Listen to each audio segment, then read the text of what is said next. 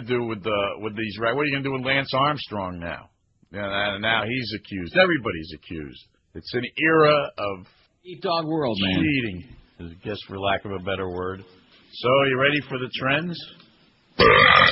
I got some interesting news for you. Yeah. Because you're a little under the weather. I'm just getting over that. Now you're getting it. Everybody's got it. I know. Crud. Yep. But got some interesting news because you remember we had that blow up in the station on Wednesday? Oh, that?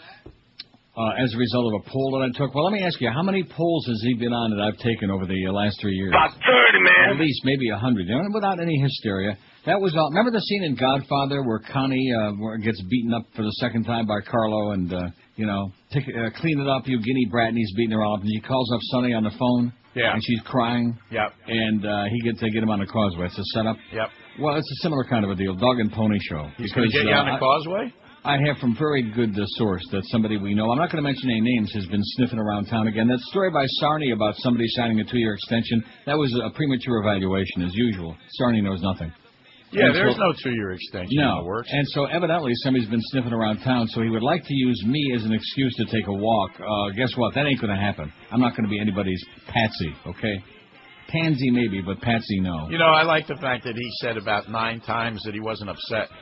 Yeah. Of course, it didn't bother him. No, it didn't, because it was just all the dog and pony show, just as an excuse.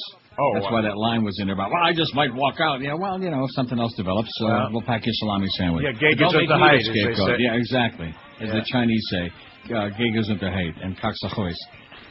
Isn't that what the Chinese say? Something like that. Did you see these this? Trends are going to be, I don't know what to tell you, because January, man, was really, it's like our whole audience disappeared. Every once in a while, Arbitron has a month like that, although that was after we'd made all the changes again for the 80th time. So. Well, February, we didn't really make the big change of Mandich until February. Right. So that should be reflected in this trend. Yeah. Right? Yes. Okay. But who the hell knows? I mean, it all depends if anybody like Sammy Sosa spoke real English, got a diary or whatever. Who knows? Because if we have another bad one in February, the party's over, baby. Yeah, it's all over. We'll all be Close the doors. Could be. In fact, I'm looking at this log today, and this must be an April Fool's joke. Yeah, there was. Did you see yesterday's too? They're not like this. Yesterday's was weak, but this is a real stiffo. Speaking of our sales manager. Exactly. Did you see the Sun Sentinel story about the slots and? Yeah, I got it. Okay. I got it. And that, it makes you weak. It's just the same old garbage all over again. Although I think the state senate might. It was so close in that committee, 10-9. I think the state senate isn't going to put up with that. Well, hopefully. Jeb will go to work on it. You know that. And then I see that the horse people and the dog and highlight people are at each other's throats too. This is really working out very well. Oh boy. They never learn. So, sometimes people get what they deserve, and maybe that's what's going to happen. They never learn. Although I will say this, now they're talking about limiting the number to 3,000, even if they do the bingo style. 3,000 in each facility. Well, where the hell did that come from? 3,000 is huge. Yeah, that's a lot. The new casino in Niagara Falls, the Fallsview, which is a beautiful place, they've got 3,000, and it's gigantic. I mean, Woodbine's got 1,700, and it's very big. So if they got 3,000, that would be huge. Yeah, even if they're not real slots. Yeah, even if they're just make-believe. Like most everything in Florida, make-believe. It's the land of make-believe. Well, we'll all be listening today. Well, do a good job tomorrow. I'll be watching tomorrow. In fact, I'll be watching you from Plantation tomorrow. I'll wave at you. Oh, you're going to be here. Yeah. All right. So I'll see you Monday. Okay, great. And hopefully we can celebrate a big trend. I'll look forward to that. Or something like that. Okay. And I'm going to bring in a bunch of dishes and heave them all against the wall and stand a whip. Clean it up! Clean it up! You spoiled guinea brat. Yeah. Oh, don't make me laugh, will you? Feel better. Thanks. Have a good weekend. Bye-bye. Friday, you bastard. The Pop Smoke Stove. Not anymore. The Pop Smoke Stove. God gave him the grass. The Pop Smoke Stove. He likes to smoke in mass. The Pop Smoke Stove. He's a groovy head. The Pop Smoke Stove. The Pop Smoke Stove. Oh. Oh, yeah. Oh, yeah. Oh, yeah. I'm dying out of here. Higher masculine, taking higher back. Hopes and Rome get down on grass. Jesus brings our back. Jesus Christ is super hip. He never shut up junk. Hopes and Rome get down on road. Priest and church get drunk. The Pope smokes dope.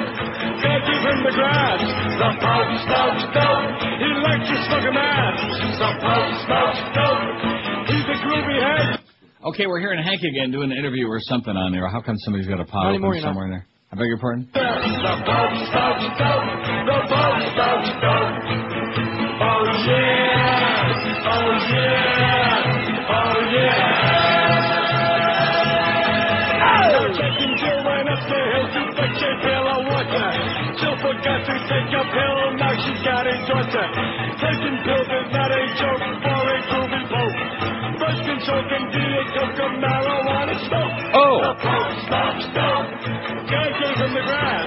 The poke smokes dope. He likes to smoke a match. The poke smokes dope. He's a groovy head now. The poke smokes dope. The poke smokes dope. Oh yeah, oh yeah, oh yeah. The Pope is getting higher. The Pope is getting higher. The Pope is getting higher. The Pope is getting higher. The Pope smokes dope. God gave him the grass. The Pope smokes dope. He likes to smoke an ass. The Pope smokes dope. He's a groovy head. The Pope smokes dope. The Pope smokes dope. The Pope smokes dope. Absolutely. The Pope smokes dope.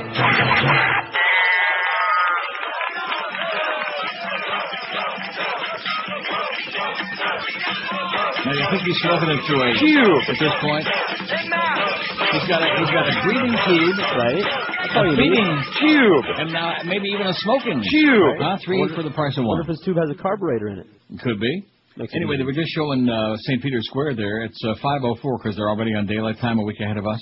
Don't forget, by the way, this weekend, tomorrow night, turn your clocks ahead, okay? Spring ahead, fall back, all that other crap, okay? Spring ahead, fall back. Saturday On your, night? Yeah. Rectum. Like I said, tomorrow night. You're not aware of that? 2 o'clock in the morning or when you go to bed tomorrow night? marginally aware of it. I keep hearing them talking about it. Anyway, they're already on daylight time in Europe, so it's a little after 5 in the afternoon over there. And there were some Getskis in St. Peter's Square there, and of course, pretty soon they're going to be blowing out smoke, maybe through a through a big, gigantic Vatican bong. That's how most of us do it. Yeah, I know. But at any rate, it's amazing that we got this new TV Death Watch. There's Sanjay Gupta again on CNN. The conductor. Ooh, I just pooped it when I saw Sanjay Gupta. It's just incredible. Anyway, let's get going. We got Bimbo number 2 on our website today. No name. She doesn't need a name. Her face could use a little work, but she's got huge, whatever you're looking for, okay? Huge set. Shapely. A huge matched set. So anyway, there she is, Bimbo number 2, who's not even in the same league with number 1 yesterday. She was really fine as G.I. Wine. She was amazing. I beg your pardon? This one has body paint. I don't care what it's got. The face could use a lot of work, this one today. But anyway, there's Bimbo number 2. We also got the Boone in the box that'll stay up there in perpetuity, as we have the show in the show here, and we got Pat Boone with his package in a package. Speaking of TV Death Watch, Frank Purdue is dead, the Chicken Man.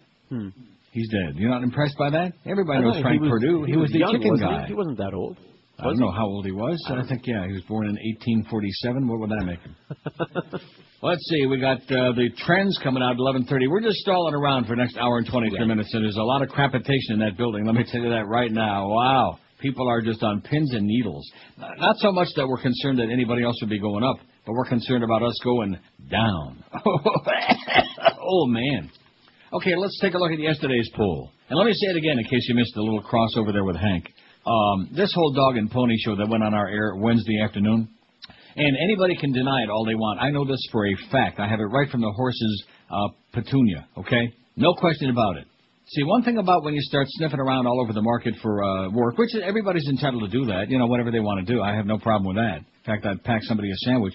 But the word gets out. Everybody talks. Everybody's got a big mouth. But the fact is, I wouldn't even mention it were it not for the fact that was so contrived and that outrage and hysteria over a poll. Come on, man, get serious. We've done more polls with him on there. In fact, back in the early days when it was like World War VII, he was on every other poll that we did and winning handily. By the way, nice job, Mo. But anyway, that's what that's all about. That'll be a real good excuse. Well, Neil Rogers, blah, blah, blah, blah, and I'm not going to put up with this, and away he goes. So we'll see. Other than politicians, whose death do you most eagerly await? That's our poll question from yesterday, 1,673 votes. A lot of sadists out there. Jerry Falwell passed Terry once Terry kind of gave up the ghost. And so did the Pope, as a matter of fact, now that he's moved up into a strong position. Jerry Falwell, 413. I did a little search on that to see if I could find any update on his latest near-death experience, Falwell, but I don't see nothing. Huh? Nothing? Nothing too promising on there, no. The last thing I saw was from Wednesday, which, of course, when you're dealing in life-and-death situations, 2 days ago was like an eternity, so we don't know. Falwell, 413. He beat the crap out of everybody, and rightfully so. He should only croak. The Pope, 181, and he just may give you your wish. Terry Schiavo, 176, and of course she already did it. Fidel Castro, 159, that bearded bastard. Rush Limbaugh, that fat pill-popping hypocrite, 140. Murdering O.J. Simpson, 124. You see how we had 3 people pass me and Mo like we were standing still. Mo Howard David, we had a pretty neck-and-neck, nose-to-nose for a while, but he passed me by... About 30, man. About 30. 100 for Mo and 71 for me. My own 69 people said their own death they're eagerly awaiting. And in South Florida, that's easy to understand. Sure. Scott Peterson, 31. It's way down from that, from 69 to 31. George Rodriguez and my mother-in-law, 27 apiece. A lot of similarities there, I'm sure, for many of you. Well, no, you only had 27. You thought you were going to go zooming up there. Yeah, I did. Well, you didn't. Don Imus, 24. The I-Man. The Die Man? The Die Man. He's eyeing over there. Benny Hinn and Bob Novak, 23 apiece. My ex-spouse, 19. My spouse, 15. Reverend Jones, 13. George Steinbrenner, 12. Greg Reed, 10. And I can be sure that from current and past employees. Father Shanley, 9. Prozac Ron, 5.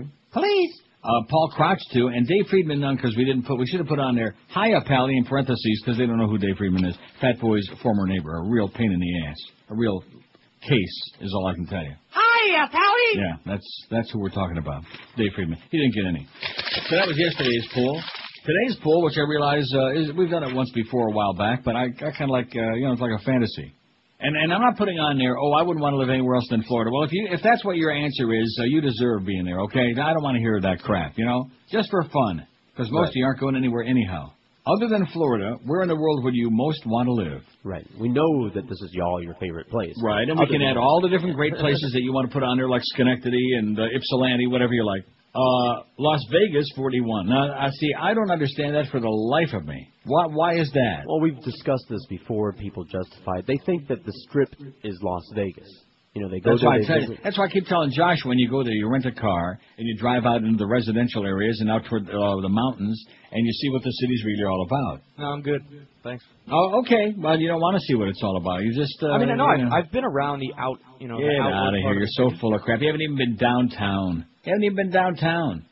What? I asked you what's downtown. Like, a lot of very famous, like the Golden Nugget, a lot of old. I'm not saying you want to go there and plunge your guts out, but you sure at least ought to see it, even if you only drive through it. I drove through it.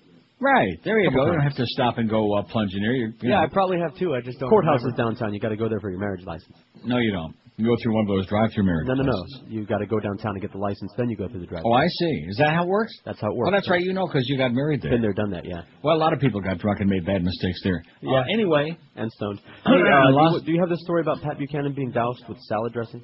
I saw that, but it wouldn't print out, so I would appreciate a copy of that. I tried to do a print it, but it wouldn't, for some reason, print out. Here you go. Okay. Las Vegas, 44. Amsterdam, 28. Well, I gave that a shot. I had that apartment over there 3 years running, and it's just a tough place to live. Not that I didn't have a great time. I had a fabulous time, but it's just, I don't know, it's frustrating because they're like in the dark ages. Most of the rest of Europe, or at least a lot of the rest of Europe, is more modern, more with it, more like in at least the 18th century. Mm-hmm. But the people in Amsterdam seem very content, like living in the Stone Age, Stone Age. And as a result, when you were like I remember going out to try to find a soap dish for my shower, and I had to go like in 5 different places before I could find something that passed as a soap dish. I'm not even sure it really was, but... I see. Oh, if I'd have just had some body wash back then, I might still be there. Anyway, Amsterdam 28, you'll have a great time. Let me tell you about this great Chinese restaurant there. Vancouver 26, New York 25, Rome 21. That would have been my choice once upon a time. Now I've voted for Cologne, Germany. Rome is great. Toronto 16, nothing wrong with Toronto, eh? I likes it. Havana 15, L.A. 14, Paris 8. That's gay Paris, isn't it? Oh, God! No, that was gay. That's what I was reaching at. 8. No way. Cologne 6. I'm amazed at that. Isn't that promising?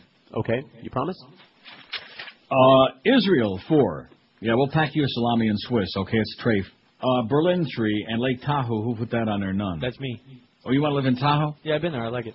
It's very scenic. It's beautiful, but you get tired of it after about a week. You say so.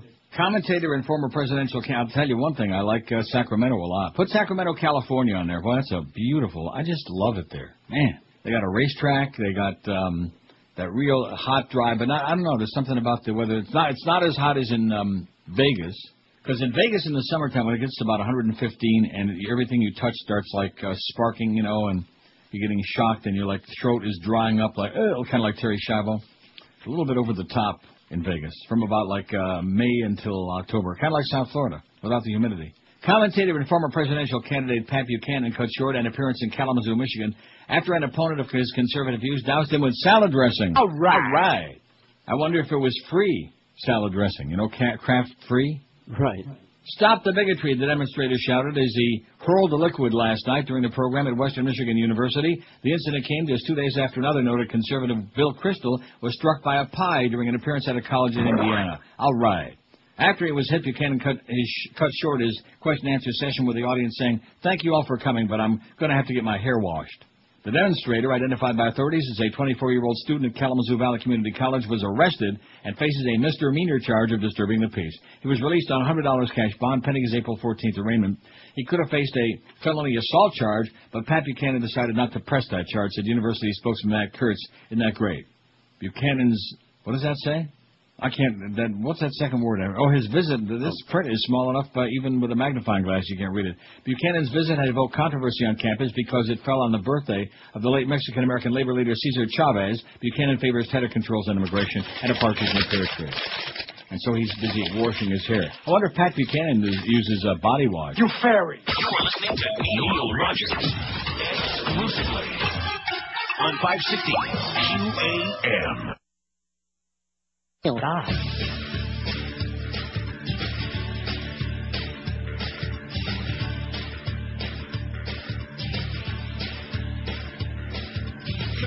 Parker Bowles will marry just a bigot prince.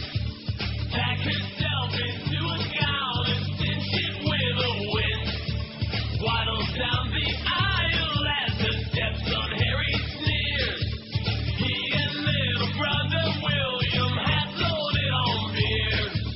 And they say the dog-faced woman's mean. And they don't want her to be queen. Now, did you notice that mistaken there already? Harry is going to march her down, and the little brother William. Right. See that? I mean, not only are they doing schlock now, but they can't even get their facts straight. Kinda looks like a bulldog with earrings and a hat. Would she bark and howl if she ran into a cat? Can't believe she's gonna live behind Buckingham Gate. Heaven help the world if they decide to procreate. She looks like she's dressed up for Halloween. And they don't want her to be queen. Camilla Phil Diana looks like Joe Montana. Charles wears the porthole, and he's got a huge nose. Will people throw things at her limousine? Yes. 'Cause they don't want her to be queen. Support hose and kilts, that is, by the way. Not that anybody cares outside of the silly-ass British Isles. Nobody cares, believe me, and especially us. 20 past 10 at QM. We have an hour and 10 minutes to go, and before that momentous, and there's nothing we can do to, freeze the hands of the clock. It just, it's going to come whether we want it or not. Well, guess who else is dying? Well, there's a lot of dying going on. Who that? We got like an epidemic. Prince Rainier of Monaco. And the only reason we care about him is because he was married to Grace Kelly. Right. Which a lot of people are very jealous about that. Prince Rainier of Monaco's health remains precarious, and hopes of his recovery are extremely weak, his doctors say. In other words, I'm dying over here. however, the doctor said today the 81-year-old monarch's 3 children were in full agreement that active therapy was justified for the time being. Oh, don't tell me that they're thinking about pulling the over there, too. The state of health of His Most Serene Highness, Prince Rainier III, still remains precarious, his doctor said in a medical bulletin. Hopes for a favorable outcome remains extremely weak. Not just weak, but extremely weak. Kind of like the Pope. He's in extremely serious condition. Any second now, you're going to see wisps of smoke coming out of there. Although the wisps of smoke come after they've chosen a successor, right? Right. Definitely will not be another Polak, I'll tell you that right now. How do you know that? That's what they're saying. It's either going to be an Italian. He's the first non-Italian pope since the 16th century. Did you know that? Yes, I did. Well, there you go. In fact, now they're saying it might not be an Italian, it might be a Latino, but I doubt that. Maybe Alberto Gonzalez can be the new pope. The cautious medical assessment comes as a day at the palace. The day at the palace said Prince Albert had taken over the regency because his father was unable to exercise his royal functions. And, of course, if you're going to be the king, you got to exercise your royal function. Although now that Grace Kelly's long since dead, it probably ain't getting as much exercise as once upon a time. Robert says, could you please add Lake Ronkonkoma to the poll? Yeah, right. Yeah, it sounds like a lot. Oh, here you go, Ibiza. Ibiza, you got to pronounce it right and spell it right. You got it, Ibiza? We'll put it on there. Ibiza, Ibiza in Spain. Yeah, those beautiful beaches and the sons of the beaches. Man, it's supposed to be beautiful up there, Ibiza. Although they do speak with a lisp. I bet you Josh wouldn't want to be there. Josh doesn't want to be anywhere where they all speak with a lisp. Yeah, not for me. No.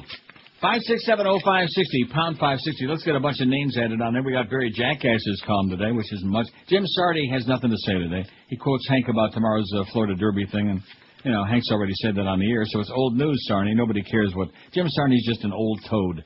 Just a silly-ass old toad, don't know much of nothing. WQAM, hello. Yes, my favorite ugly actor is William H. Macy. Okay, good. 5670560, pound 560 on the Verizon and Singular Wireless line. Look at that phone, man. Just absolutely dead as a doornail. Maybe we have all the great places in the world that they'd want to live. Maybe they're already on there. You think? No, I don't think. I haven't seen anything like this in a very long time. Even the nut jobs aren't, except for him. Oh, just wait. Huh? I'm waiting. Huh? I'm testing. It's a phone test. Okay. I'll just move on. Oh, wait a minute. This one's probably the same guy. WQAM, hello. Hey, Neil. How you doing? Okay, Pally.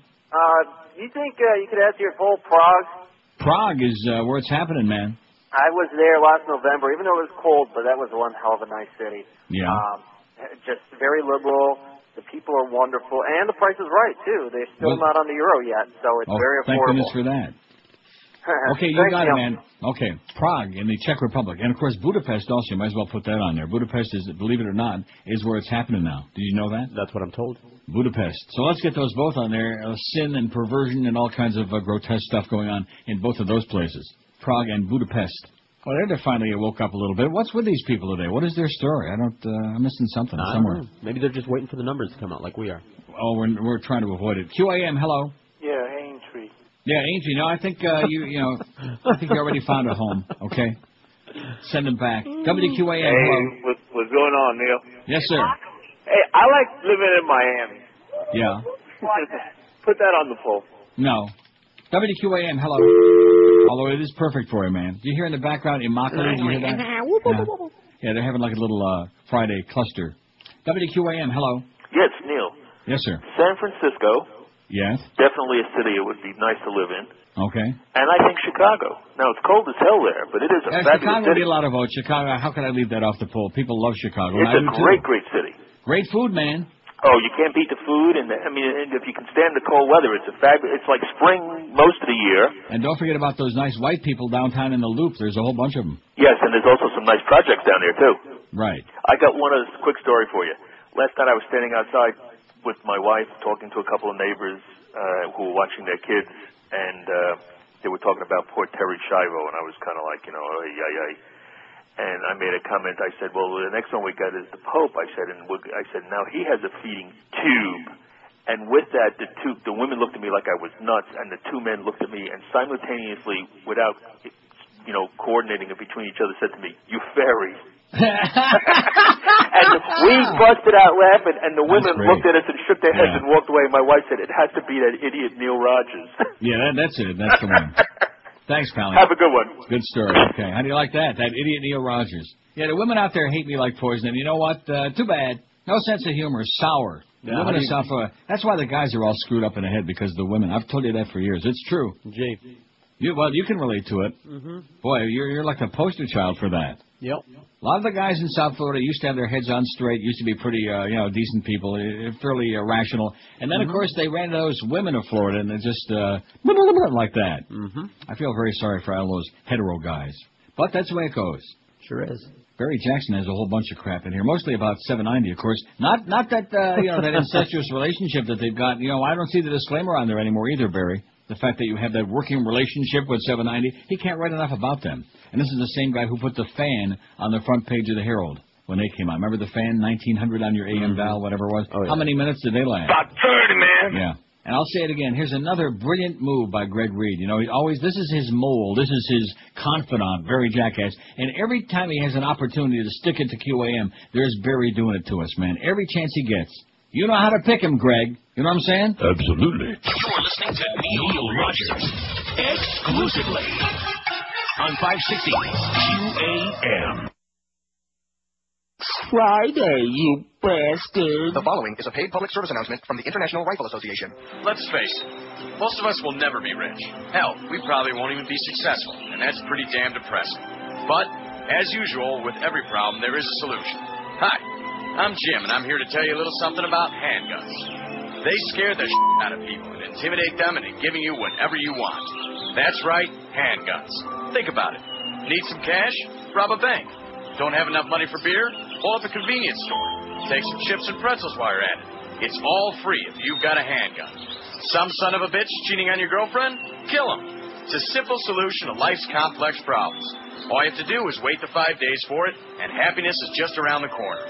Hell, if you don't want to wait the 5 days, who cares? Buy the damn thing off the street. Just buy a lot of handguns. It's a great alternative to working problems out and can be considered a population controller. Yes, handguns. They just might make you famous. 10:32, 28 before 11 o'clock. We're like 58 minutes away, but who's counting, right, from those trends? Right. Now, it's only a trend. It's like December, January, and February. Nevertheless. But because we've had so many changes, because we've gone through so many volcanic eruptions here at QM, because we have such spastic management and ownership, we're just continuing to cling to hopes that we're still alive, Like Sollozzo said, 5 shots, and he's still alive. You know what Sollozzo said? Yes. Yes. Vegas 52. Other than Florida, where in the world would you most want to live? That's our poll question. Now, anybody that really wants to live in Miami gets what they deserve. I'm very happy for it. If you're happy, I'm happy. I'm ecstatic for you, because that leaves a lot more room someplace else. Vegas 53, a bad choice. I can't even, like many people who've been to Vegas, and I do, I have a lot of fondness for it, and I had those periods of time when I thought, I'm going to move out here. I'm going to really love it here, and I'm going to do my show from here, all that crap. No way. Right.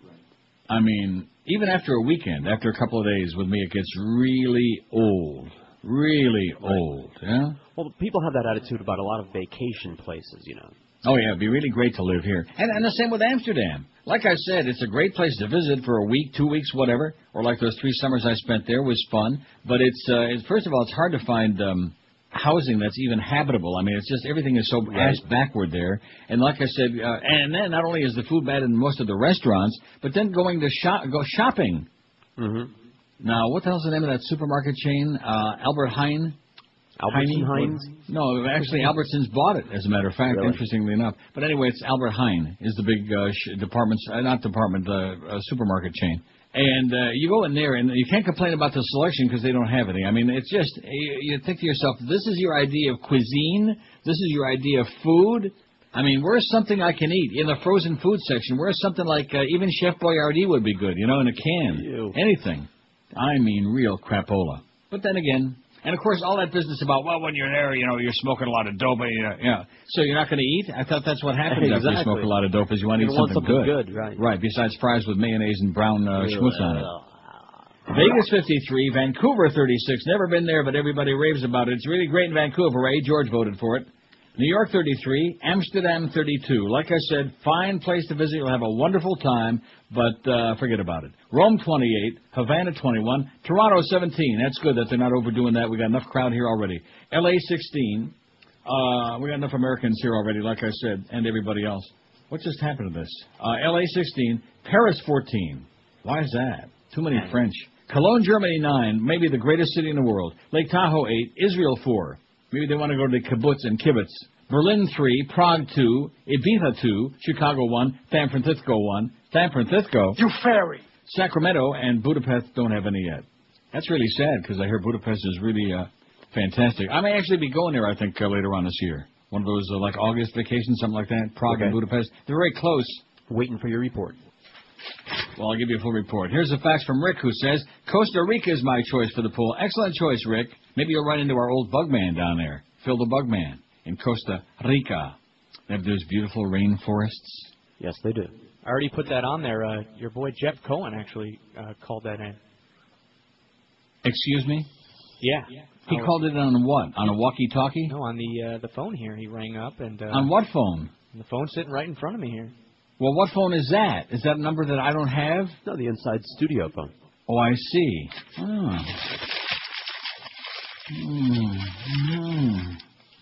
Barry Jackson writes, as the Dolphins and new flagship station 790 The Ticket begin the task of finding new radio announcers, the question will be whether they opt for the two most appealing local candidates, 790's John Shambi and Jimmy Cefalo, or hire out-of-market voices. Do you think he's got 790 in there enough? How many times has he got 790 in the first 3 paragraphs here? About 30, man. And of course, that has nothing to do with that incestuous relationship that the Herald has with 790. Barry.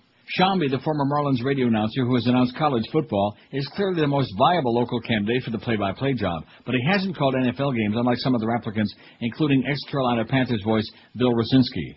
Cefalo, the leading sportscaster at WPLG-10, has emerged as the most obvious local option for the color job, not only because he's articulate and has network experience, but also because several other Dolphins-turned broadcasters have sent word they're not interested, including Joe Rose, Nat Moore, and Chris Carter. Nat Moore, I'm going to tell you something. He may be a very nice guy. Nat, you make the Crow sound like Walter Cronkite, okay? You are you make Lenny Martez sound like Dan Rather. I mean, it's just amazing to me. Nat Moore. And Chris Carter. What the hell's... Where does his broadcast experience come from, you know? Good for Chris. Yeah. Wait a minute. Good job by Chris. Oh, there's more than one? He doesn't know Chris. Oh, that's what it is. Okay. Nice going, Mo. Absolutely. You're not going to get me into some kind of a shootout. You somebody else as your scapegoat, okay? If you want out, good luck to you. Anyway, new Dolphins CEO Joe Bailey is determined to conduct a thorough search and consider out-of-market applicants. The team will drive the process, but 790 will be consulted. See, there it is again, 790. The former announcers, WQM's Mo Howard David and Jim Mandich, are not being considered. The team won't say if it plans to hire a former Dolphin for the analyst job, but that would be logical. If the Dolphins make a hire outside South Florida, it seems more likely they would do so for the play-by-play job. This has been an eventful stretch for Shambi, 34. He surprised the Marlins and FSN during the winter by turning down the team's TV play-by-play job in order to work 30. About 30, man. Major League Baseball games for ESPN and do a talk show for 790. Oh, Barry, you're as subtle as a bull in a china shop. And, man, when it comes to the bull, baby, you got it. At least he sniffs around a little bit, you know, as opposed to Jim Sarney, who just sits there like a big tub of lard on the sofa.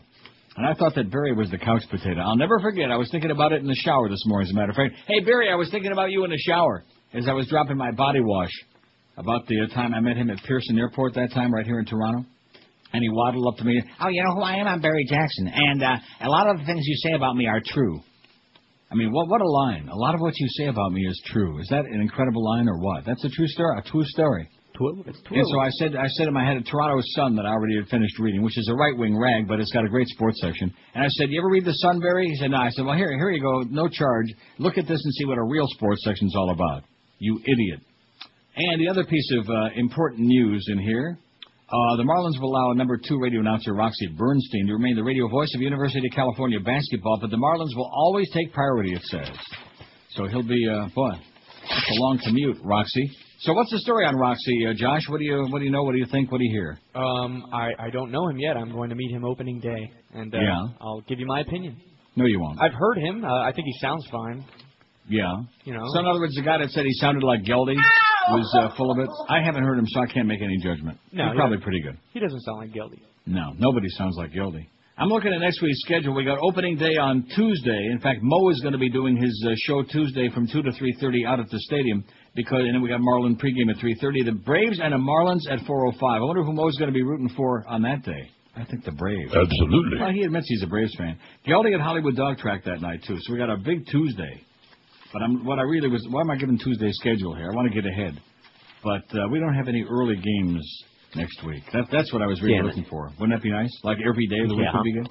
Yeah. Come on, let's play 5, like Ernie Banks would say. Let's play 10. Starting at about 10:45 would be good. Look at this. It's 10:41. Count them. Not that we're counting. 19 and 30 looks like 49 minutes. You're listening to Neil Rogers exclusively. QAM. Spread 'em and say cheese. Dad, could you close the closet door? It feeds on your fear. Before Jason, before Freddy, before Clay Aiken, one man haunted your nightlife.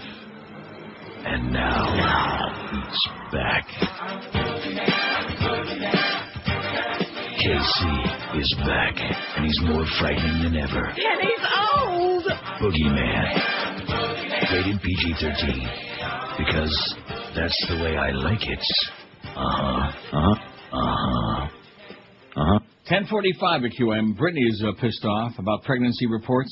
Do we really care about her? She's old news. Well, she looks kind of pregnant in those pictures. She's porking up. Sounds like another publicity stunt, you know. Well, so does, what's her name, too? What's her name? I don't know. Terry Schiavo? Yeah. Tired of pregnancy reports, Britney Spears is lashing out at tabloid magazines. Do you, Us Weekly, and Touchstar and other desperate magazines want employees who are honest or those who are liars, Spears writes, in a posting on her website addressed Dear False Tabloids. Rumors have recently swirled that the 23-year-old pop star is preggling and that her marriage to Kevin Federline is on the rocks. Spears didn't specifically address either issue, but instead asked magazines for some self-examination. Your employees are a reflection of your magazine, she writes in her posting. I'm really concerned about the people you hire to work in your companies. Well, guess what, Brittany? We don't care, okay? You're old news. And speaking of really old news, guess who's at war with one of your favorite organizations? Peter. I give up. If you're Star Jones Reynolds... Oh. Beware on April Fool's Day. The People for the Ethical Treatment of Animals will target the co-host of The View. Oh, and by the way, oh, man. 5670560. Let's get 50,000 locations on the poll today, just for the hell of it, okay? Keep you out of trouble over the weekend. Once those numbers start coming in, man, we're going to be pouring over those. We're going to be, like, dissecting them and chewing them up and spitting them out. And God only knows where we're going to stick them. Maybe in the... Cube. Yeah. WQAM, hello. Just like George to promote. WQAM, hello. Hello, Neil. Yes, sir. How you doing? Okay, what do you got? Can I hear your prayer one time? Can I hear it? 5670560, pound 560 on the Verizon and Singular wireless lines. Just look in the mirror, pal. WQAM, hello. Neil, guys. Yes, sir. How you doing, buddy? Okay. Hey, I got one for the poll today. Great. What do you think about the Playboy Mansion? Hello?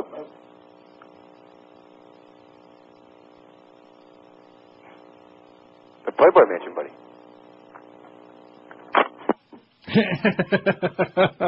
What a jackass. Yeah. Play with this.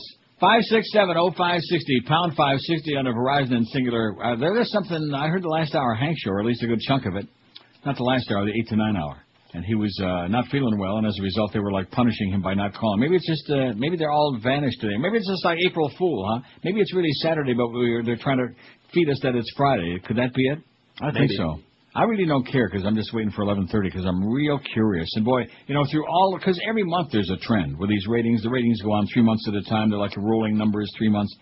But I think in all the years that I've been on this station anyway, I mean, IOD, we had some real nervous breakdown times, but on this station, I think this particular one is the most melodramatic, the most, because we're dropping off a big November. This is December, January, and February, and December was not so great. January for the whole station was horrendous, and so if we have another really bad February, we could be really, right there with Terry and the Pope. We could be kind of like in between.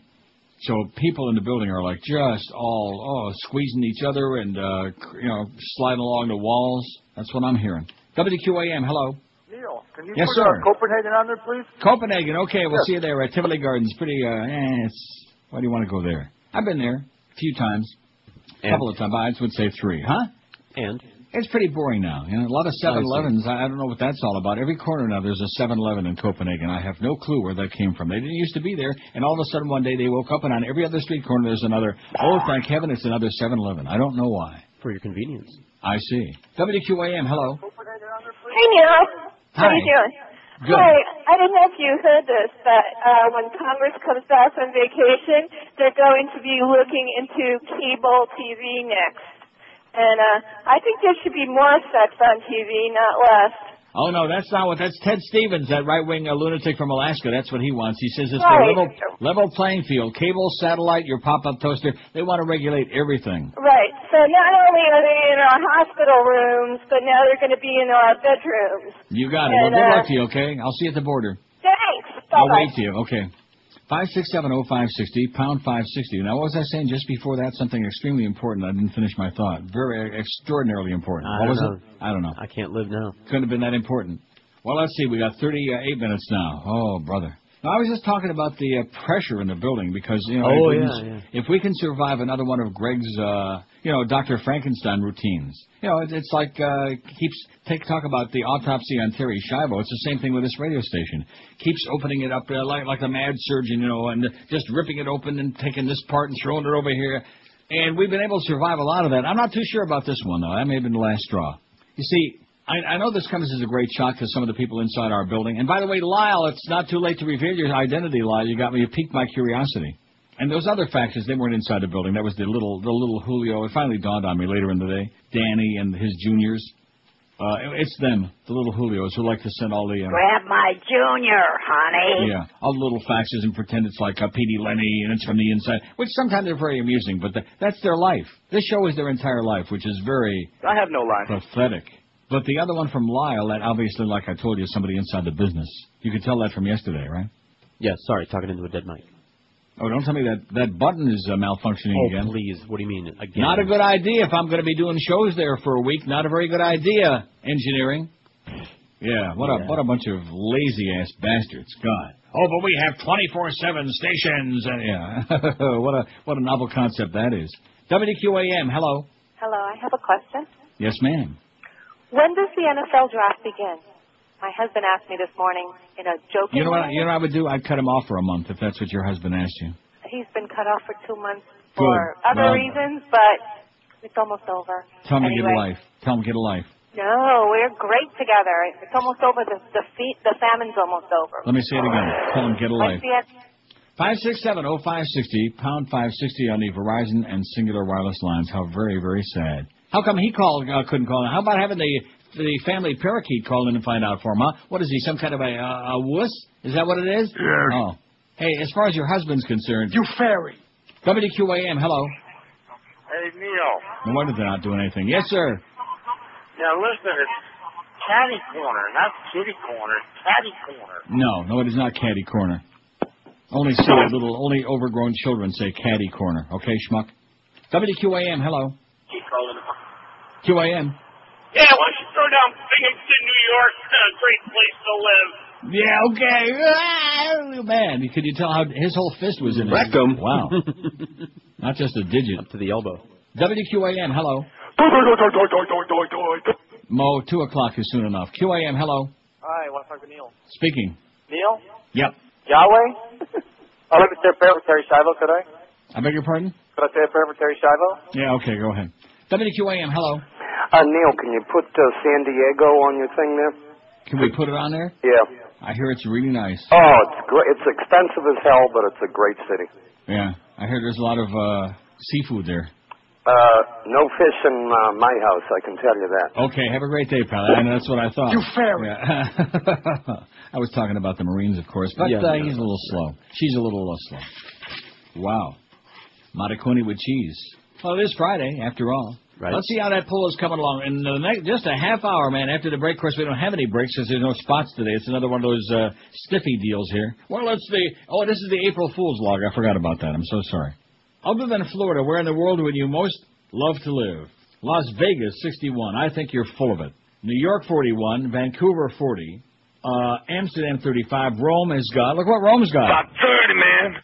Costa Rica, 25. Havana, 22. Paris, 20. Los Angeles, 19. Toronto, 18. Tahoe, 8. Cologne, Germany, 10. Everybody else in a single digit. See, they confuse, you're right, they confuse the idea of going like for a weekend, 4 or 5 days to Vegas and having a great time, with living there and being there all the time. What would you do there? Somewhere, you go to the nice place, you go to the hotel, you stay in the touristy area. But what would you do there? Right. Oh, well, we go to that's right. I forgot. We forgot it's South Florida. See, they got the cheap buffets. Well, think about it. People come here on vacation, and we're all dying to get out. Yeah, that is something. Of course, take a look at the kind of people who come there on vacation. You're listening to Neil Rogers. Such as them. On 560 QAM. This is the Neil Rogers Show. This is your brain. Any questions? All the world loves a clown. So this April Fool's Day, this radio station is going to make a fool out of you. That's right. We're going to turn you into a laughing star. Just be the 10th caller when you hear this sound. And we'll yank your pants down around your ankles, tie your hands behind your head, paint a smiley face on your butt cheeks, and lock you out of your house. You'll be the center of attention in no time. Remember, they're not laughing at you. They're laughing with you and your butt cheeks. Employees of this radio station are not eligible to be made fools of, since they've already done quite a good job making fools of themselves every day on the air. Employees who nevertheless wish to drop their pants in public are encouraged to do so after leaving the station property. Ho, ho, ho. Be an April Fool. Keep listening for your chance to win. It's April Fool's Day, no fooling. Does anybody care about that silly-ass crap anymore? No. Probably only the guy that called and said catty corner. He thought he was very amusing. In fact, you know something? A lot of these people think they're very amusing. Oh, yeah. But what I was starting to say before that was very important that came back to me during the break, so I had a chance to unscramble my brains. Good. Was about the ratings and about sports and radio. See, I know, again, this comes as a phenomenal shock to some of the very narrow people in the QM building. But sports talk is like, it's narrow casting, see? Very, very narrow. Do you know what I'm talking about? There's only a small slice of the audience out there, even a male audience, who only care about sports and ball games, and this 15-year-old quarterback at Notre Dame high school who's going to be at Notre Dame University, and all this other crap. Of course, you realize you're wrong. No, I'm not wrong, and we realize that you could care less about it than anybody else in the world. It's idiotic. It's insane. Everything else. And so the idea that these clowns, because they have a lot of money, keep coming along. Oh, let's have 15 sports stations on the air in the market. You know, it's just asinine. There's only a small slice of the pie of people who are interested in that. And by the way, it's going to be just like, it's just a matter of time, whether it's 6 months or 2 years or 6 years, and there won't be any more sports talk stations because it's a passing phase. There will always be music stations, including some good ones, but not in this market. But nevertheless, there will always be talk stations, always. But if you're going to talk about something that narrow, I say let's have a baseball card show. What do you say? All right. Baseball cards, numismatics, narrow casting. Right. I mean, when you start out, and I'm thinking about that woman that called, her husband wants to know what time when the NFL draft. That's what I'm thinking of, people like that. See, I don't want people like that. That's all I care about, is the stupid-ass NFL draft. I have no life. That's the epitome of it. I mean, the farthest thing from my mind right now is football. Even though my team has won the Super Bowl 3 of the last 4 years, and I'm very proud of that, it was very exciting, et cetera, and so on. But I don't care right now. I could care less. In fact, even Josh Cordes there is whipped up about baseball because that's his bread and butter, man, and the season starts next week. Am I right? That's right. You are right. There you go. See, this is the time to be interested. And, of course, now you got NBA playoffs are coming very soon, right? Not that far away. Right. NHL playoffs. I mean, Final Four. What is it? Final Four. The Final Four. College hoops. There you go. NASCAR. Golf. Tennis. That's right. The heavy-duty crap, man. Badminton. Oh, yeah. Volleyball, shuffleboard, mahjong tournaments. All of these things, for Christ's sake. All of these things. Celebrity deaths. Oh, look at this. They keep showing this video, the Pope's right-hand man there. In about an hour from now, there will be a special mass. Oh, a special mass. Okay, all the Getchkis will be out there at the Vatican. Woo! Get ready to be a professional Getchki. And they got some real good souvenirs they'll sell you, too, real cheap. 5670560. Boy, 27 minutes. The pressure is building so great, man. You could any second now. WQAM, hello. The other hand, Michael. WQAM, hello. Hey, Neil, what's going on? See, I just said his right-hand man. How you doing, Pally? Good. They left it on the open, but it should have been there before 12, but they were scared of you. Because they didn't find out about it before that, too. Listen there. Yeah, coming back before that. What? Oh, don't even ask. 5670560, pound 560 on the Verizon Singular Wireless line. We've had 2 surprises this week. Wednesday, when we had all our celebrity callers from the past and present, and today when it's just absolutely off the wall day. Well, it's April Fool's Day, you know, and of course these people are very, very amusing. Do they amuse you? Yeah, sure. Oh, yeah. Especially the ones that say they want to live in Vegas. You people are so in la-la land. You're dreaming. Because you had a good time there doesn't mean it's a place to live, okay? And how many of us could afford to live there? And I make a few bucks, okay? The idea of living in Vegas, after 6 months, I'd be standing at the soup kitchen. You have to be a lunatic to say. Of course, Bob Lincoln's out there. Remember when he called the other day very briefly? Yes, I do. In fact, maybe that's him on line 9 right now. WQAM, hello. Yeah, what happened to Josh's man pole? WQAM, hello. Somebody took it. QAM, hello. Not there. Line 1 boy is a bitch. QAM, hello. Neil, I have a big problem. Yeah, it sounds like it. WQAM, hello. I voted for Ron. WQAM, hello. Hey, a great American died yesterday, and it got overshadowed. And who was that? Frank Perdue. Yeah, now we had it on before, man. We're way ahead of you. Oh, sorry about that. Okay, you chicken man. See, isn't this amazing? They give you back. They're like the Castronova show. They feed you back your own material. We don't miss much on this show, Pally, especially when it comes to deaths. That's our area of expertise now. I'm dying on the head. That's the new thing in the media now is celebrity deaths, even non-celebrity deaths, whatever death we can whip up people into a frenzy. Last night, every network, man, hour after hour, talk about talk about exploiting the dead. I mean, it was one thing when she was alive that was bad enough, just nonstop wall-to-wall coverage of Terry and her Cube. But last night, it was kind of like, well, we got to at least milk this, whatever, what we got left. So here's all the faces again. Here's the Michael's brother, and here's her brother, and here's the flaming priest, and all of these same ones over and over again.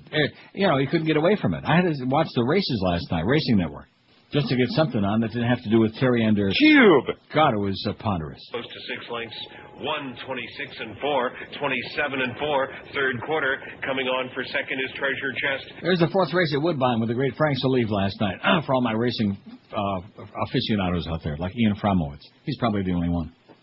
How's it going, Ian? Let's see. Oh, Lyle. Very short facts today. I'm disappointed. I can't because I'm scared and have been warned. In fact, I've been told not to send any more faxes or to acknowledge that I even like your show. I was thinking of leaving this place anyway. This is a rough business. Lyle. P.S. Syndication is a mob rule. What does that mean? I have no idea. Trying to be cute, I guess, there. I'm thinking of leaving this place anyway. That's a tough business. Oh, this must be Mo. Could be. It could be anybody inside the building if they could get in trouble for liking the show. I've been warned not to send any more faxes or acknowledge I even like your show. That's Mo. Sean, Chronic Sean says, I'd like to give a guy... Uh-oh, this is bad news for you, Josh. Uh-oh. I better blow my nose here. Oh, God. Oh. Anyway, Sean says, I'd like to give a guy a chance, but Roxy Bernstein sounds like Geldy trying to impersonate Dave Halberstam. He sounds like he's calling the game while holding his nose, and trust me, the listening audience... and trust me, the listening audience is doing the same. Can't they get someone more animated and exciting like Terry Schiavo? Yeah, Terry and Dave Halberstam, that'd be a good poll one day. I mean, and Dave Van Boring. Sorry, Dave Halby. Dave Van Boring and Terry Schiavo and the Pope. Which one is the most animated? Even now, I think Terry's got Van Boring beat. He is awful. Oh, there you go, picking on somebody again. You just can't stop. No, I just tell you the way it is, okay? Some of you are emotional cripples, and you think we ought to make nice, okay? Everybody, we got to make nice and cover up for people who are incompetent. Not boring. Yeah, that's boring. That's right. Making nice is boring. Listen to the baseball games if you want to hear boring. 5670560, pound 560 on the Verizon and Singular wireless lines. Other than Florida, where in the world would you most want to live? We're counting down till 11:30, 22 minutes and counting. And when's that NFL draft? Vegas 65, crazy people. Oh, we're gonna have a great time there for about 3 days till we're broke. New York 50, Vancouver 46, Amsterdam 40, Costa Rica 34. Rome 32, Havana 23. Havana 23. Incredible. Paris 21. Oh, and guess what was on last night? The Lucky Luciano story on Biography. Okay. It was outstanding. Excellent. And it, reinforced again the fact that they were giving like huge bags of money to Batista, Frank Costello and Luciano and Meyer Lansky. And, they loved him. Sure. Because, wanted. He was even more crooked than they were, so they love him. So it's interesting, all you Batista lovers there, all you old green tooth crowd, and you never met a crook you didn't like. Comunista, but fascista, baby, we love that. That's why you like the Bush Klan so much. And that's Klan with a capital K, as Randall Terry would say. Costa Rica 34, Rome 32, Havana 23, Paris 21, LA 20, Toronto 20. San Francisco 14. Lake Tahoe's got 14, Josh. You're going to have a lot of neighbors. Cologne, Germany 11. Chicago, or is that Chicago, as some people say? Chicago 7. Ibiza 6. San Diego 5. Israel 5. Prague 4, Berlin 3, Sacramento 1, and none yet for Copenhagen or Budapest out of 421 votes. None for Budapest? I wonder why that is. Probably none of our audience ever been there. Or heard about it or anything like that. Because everybody raves about Budapest. Well, I know our audience is very hungry. We found that out last week with those food shows. God almighty, man. You talk about a response. That was something. Am I right, Josh? Yeah, that's what it takes. Foaming at the mouth. Yeah, they like food. They want to talk about it. They want to eat it. They want it for free. Especially for free. They like it a lot. You know what I mean? WQAM, hello. Hey, what's up, Neil? Yes, sir. Hey, I got a question for your poll. I asked for your poll. Trinidad and Tobago, preferably Tobago. Okay. That's for the poll, baby. I'll see you there, baby. Yee. You say Tobago, I say Tobago. No, I say Dago. Never let a day go by without going to Trinidad. They go here, they go there. Trinidad and Tobago, put them both on there together. It's like two little islands about the size of your fist. WQAM, hello. I'm brain dead.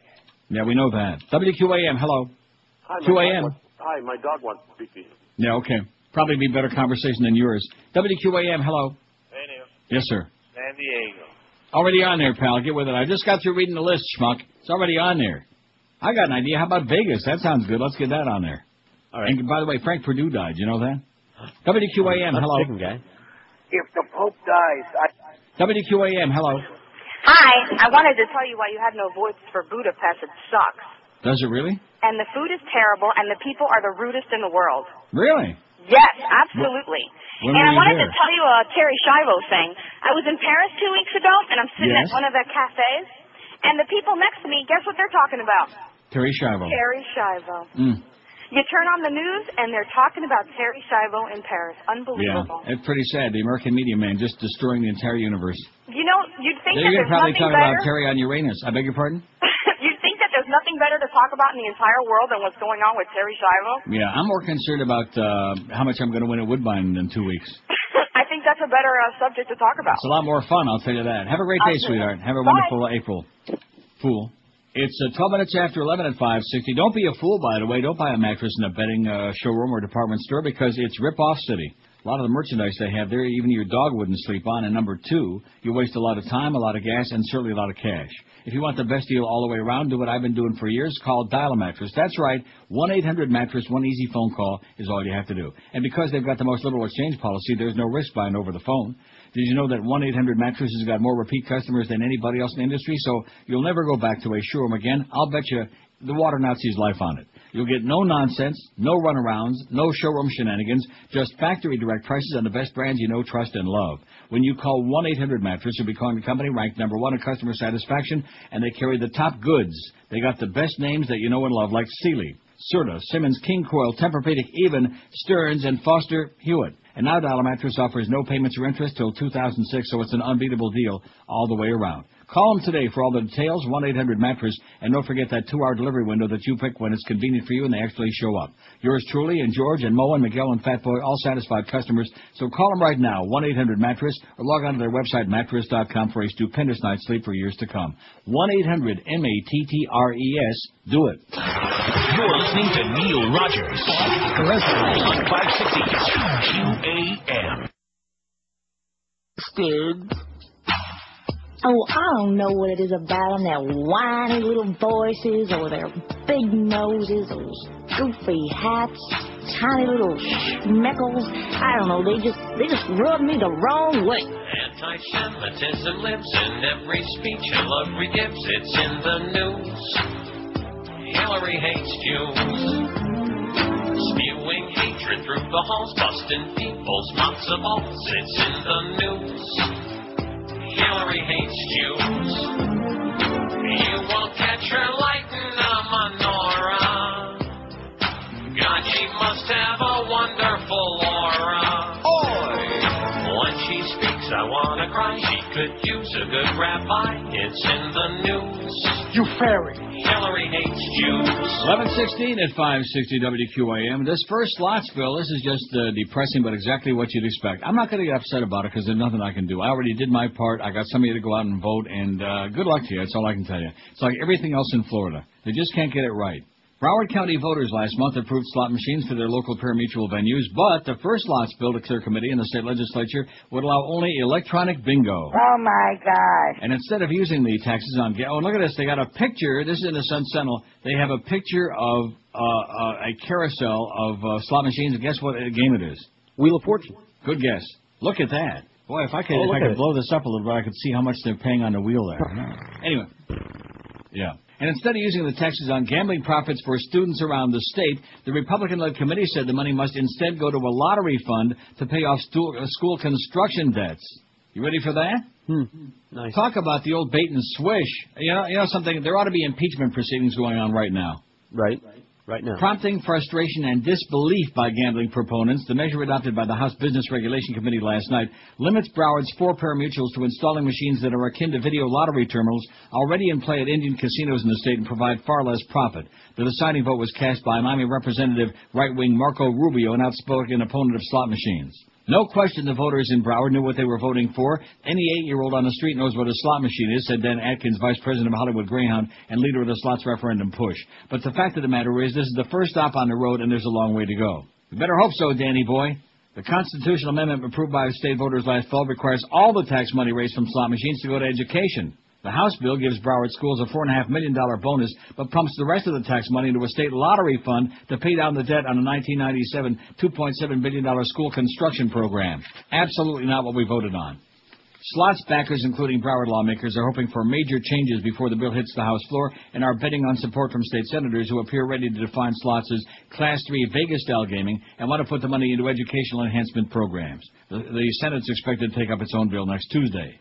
Right now, it looks like Broward versus the state, said Representative Ron Greenstein, Democrat of Coconut Creek. This bill is so screwed up, we're losing sight of why this constitutional amendment was passed in the first place. It was all about education, but when it gets to the floor, it'll be totally different. We can only hope so, Ronnie boy. And by the way, happy Pesach. Tuesday marked the legislature's first stab at a plan to tax and regulate the voter-approved expansion of gaming at Gulfstream Park, Hollywood Dog Track, Dania Highline, and Pompano Harness Track. Both the House and Senate plans must work their way through committee and then get approval from the full House and Senate with any differences worked out before the legislature's scheduled adjournment on May number 6. Broward voters will be disappointed, but they should hold their powder until the final product is done, said Jim Horn, former state education commissioner who's been leading spokesman for the slots campaign. This is what they call making sausage up here. It's not always pretty. You know what they mean by making sausage? No, I don't. Well, you want to know. It's too close to lunchtime. Although the bill passed unanimously out of House committee, the decision to describe slot machines as Class 2 or electronic bingo was done by an amendment approved in a 10-9 vote when Rubio, the House Procedure and Policy Chairman, broke the tie. The slots campaign was run under the assumption that they would give competition to the Indian casino, said Rubio, Republican of Miami. This will provide the competition. That didn't have anything to do with it, and you know it, you idiot. Put him back on his inner cube and send him back where he came from. Rubio aggressively campaigned against slots alongside Governor Bush in Dade County, your fat-ass governor, voicing concerns that allowing Vegas-style slots in Broward would enable Indians to follow suit in casinos across the state. The amendment to limit what kind of gaming in Broward and the Indians can have was sponsored by Representative Juan Zapata, a Miami Republican who's had a long-standing feud with the Miccosukis. The tribe angered several of Dade's Hispanic lawmakers, including Rubio, when it put up a candidate to challenge Zapata in last fall's election. Man, I'm telling you, those Indians really got their things on straight. What do they call that? Headdress? What do they call that? A headdress. The headdress. They got their dress on straight, not just like those ads they ran, kind of like shooting themselves in their own feet. You know, God. Somebody needs to sit down and smoke the peace pipe or the peace cube with those people and straighten their ass out. Huh? I volunteer.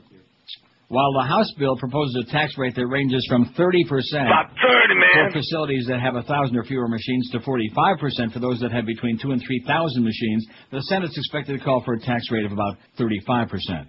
Even though it calls for Class 2 machines, which are not as profitable as Vegas-style slots, the House plan calls for Broward's pari-mutuels to ante up almost double what they expected in taxes. The whole thing is just all screwed up. It's unbelievable. Then, on top of that, let's see, is it in this story? No, it was in the Herald story about the big contretemps between the horse people and the highlight and the dog people. They're all like at each other's throats. Like I said, good luck to you. You'll need it. Every time I think that we're in, they pull us back out. It's just the other way around from The Godfather, you know? Every time I think we finally got a leg up. In terms of confidence, but in terms of countries, Poland 9 times. The Pope in grave condition. He's really illin', real bad. And so is, what's his name, Prince Rainier and Jerry Falwell. We can't find any more information about, which may be a good thing. That maybe means he's like right on the edge. Ooh, you know? That's Wouldn't that be something? 5670560. We got 11:22, only 8 minutes and counting. Get that ticker going now. There you go. 8 minutes and counting until those numbers start coming in from the February trend. December, January, and February. December was okay, not great, okay, weak. January was disaster. The Master of Disaster, driven by Buddy Gilmore at Roosevelt Raceway. Master of Disaster. You know, I'm going to say it again. Mo Howard David and Jackie Lee, same person. Ever see them together? No. Same person. WQAM, hello. I need a job. WQAM, hello. Hello. Yeah. I have a comment about going certain places to live and Yes, also something about Terry Schiavo. About who? Okay. About Terry Schiavo. Oh, God. Okay, let's just start with the city first. It might be more pleasant. Okay, two cities, actually. One that's been mentioned, which is Budapest. My father is directly from there, and it's a beautiful country, and I'd love to visit and see it sometime, you know. That's my family there. Well, And that lady that called before said it was from Hunger. Hunger. Yeah. Oh, they got plenty of food there. Not the best, but they got good food. And also, nobody's mentioned Dominican Republic. Hey, I like Dominican Republic. I've been there a ton of times. I love it. La República Dominicana? Yeah. Okay, let's get that on there right away. I like that a lot. And the only other thing about Terry Schiavo is a lot of people thought she was suffering. Cube. Go ahead. A lot of people thought she was suffering. And, you know, of course I wasn't in her shoes, but I'm probably the closest person that was in her shoes. I ended up with a potassium imbalance and ended up in the hospital for 4 months. I was on complete life support, ventilator, feeding tube, and dialysis. And I came out of it. Wow. And I'm just telling you right now, for the 4 months that I didn't eat, I didn't have any need for thirst. I didn't have any hunger feelings. Yeah. And I don't, thank God, have brain damage. And just because she did have brain damage, it just goes to show you she really didn't know what was going on and really didn't crave anything. Now, she was kind of like our management. She had no feeling at all. Yeah, it's just, you know, I mean, people are like, I was at the gym the other night, they're like, oh, they starved or they this, they that. And I want to turn to them and say, you know, I was on a feeding tube. I kind of can relate, you know? Yeah. And people are just... Well, you know, everybody, they see it on television for 400 hours and right away they're an expert, you know? Yeah, you know, I'm the expert, all right? Anybody that's been through stuff, I'm waiting on a kidney transplant right now.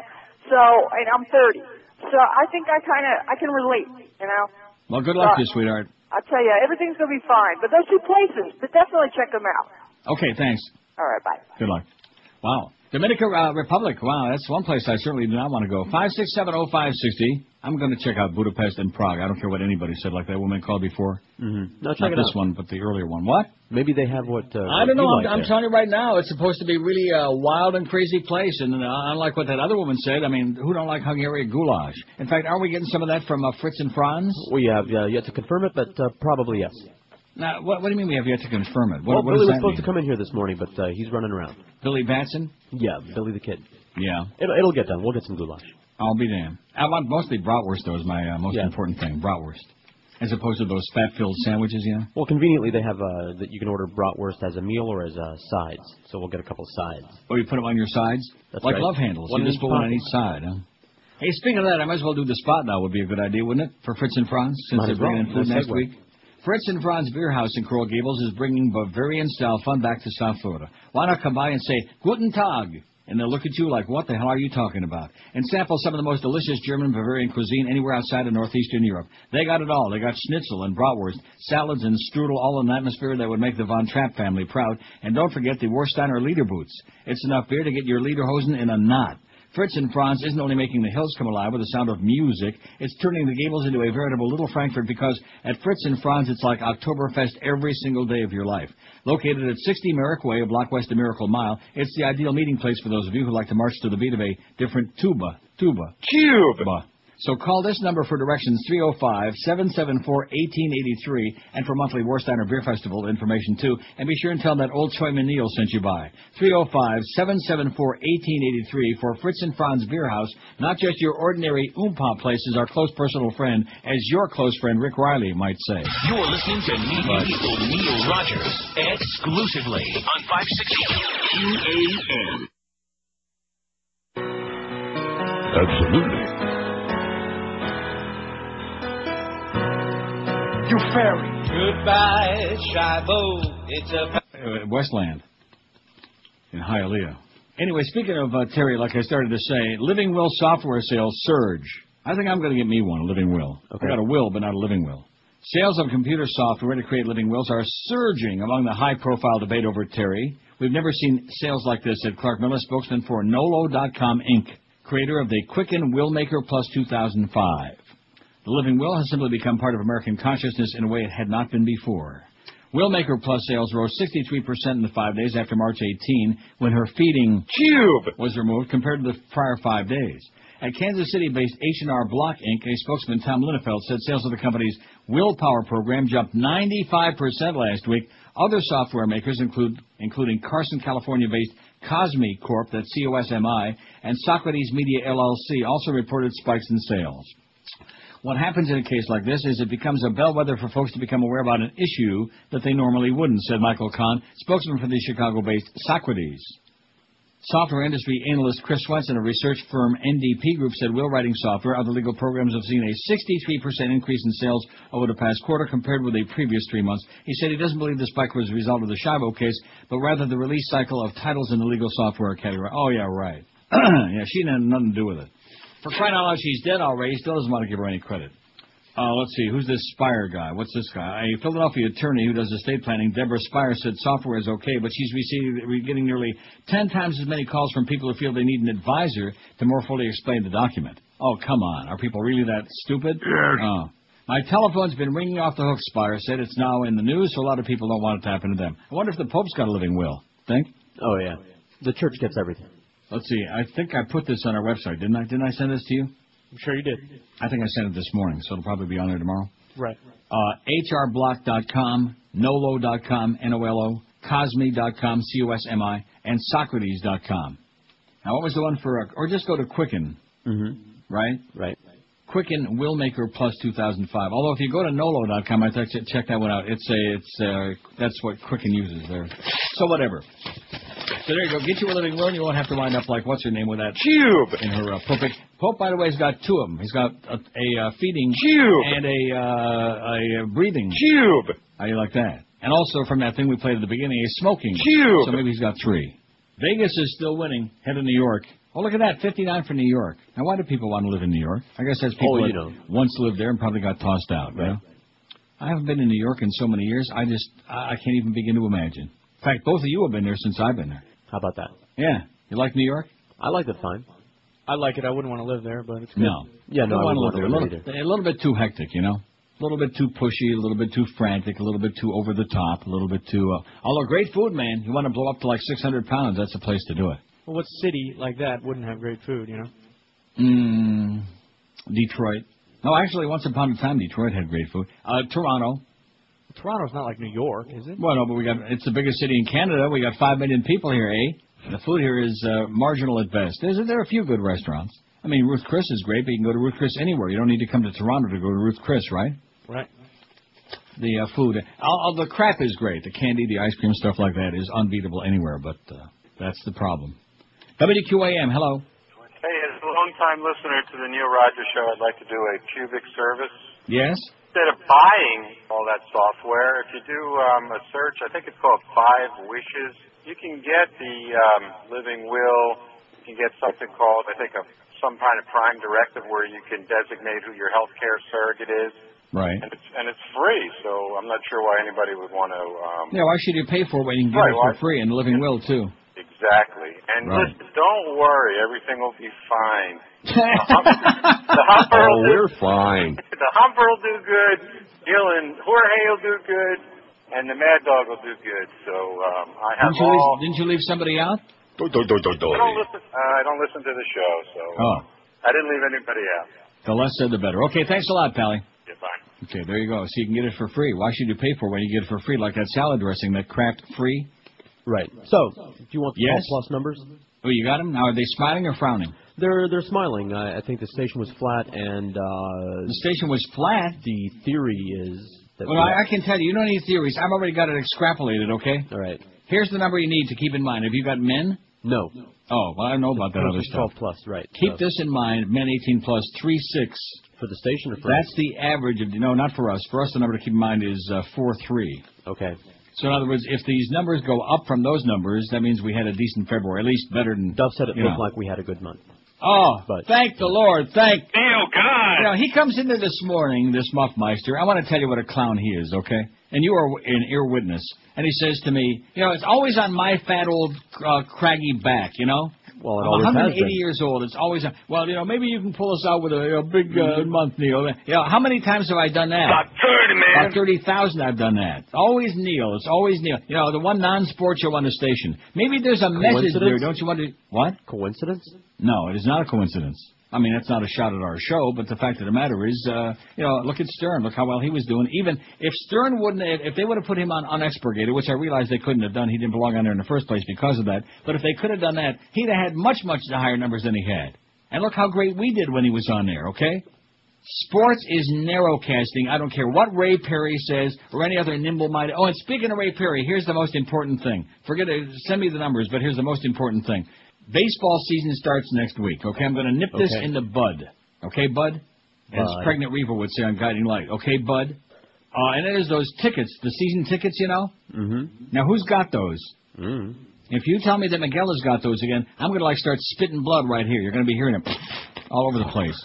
I don't know who because what he did last year was absolutely unacceptable. You know, he just hoard through any game that anybody might want to go to. And I have friends who enjoy going to a game occasionally and like to, on the spur of the moment, be able to, just go out there before they move to that new stadium, if they ever build it down there by the Orange Bowl. Then he can have them all because nobody wants to go there. But you see what I'm saying? What are you saying? So I'm thinking the smart thing to do for Ray Perry, or whoever's got their hands on those tickets, is to wait until I get my ass in that seat and just hand them to me directly, as opposed to having an intermediary this time. And if Miguel would like some tickets occasionally, we'd be more than glad to supply them, and he can either go up and pick them up or get them in the mail or whatever he wants, as opposed to going through there and just like it's an entitlement thing, I just love the way people grab all of my goods and just we want it. Well, good, want it a lot. I thought you liked to have your goods grabbed. No, not by those people.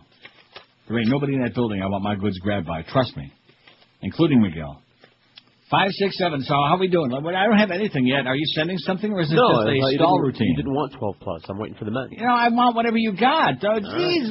Didn't I just say, Josh, start sending that stuff now before I went into my little tirade there about my freaking free tickets? Did I say that? Yeah, I guess so. Yeah, I guess I did. You're just playing hard to get. I want to take a look. I want to take a little peek, just to get an indicator, just a little something. On their way. Like in that Jesse Jackson bit. I'm going to play that next. Something. Some of that. Give me some of that Reverend money. You're listening to Neil Rogers exclusively on 560.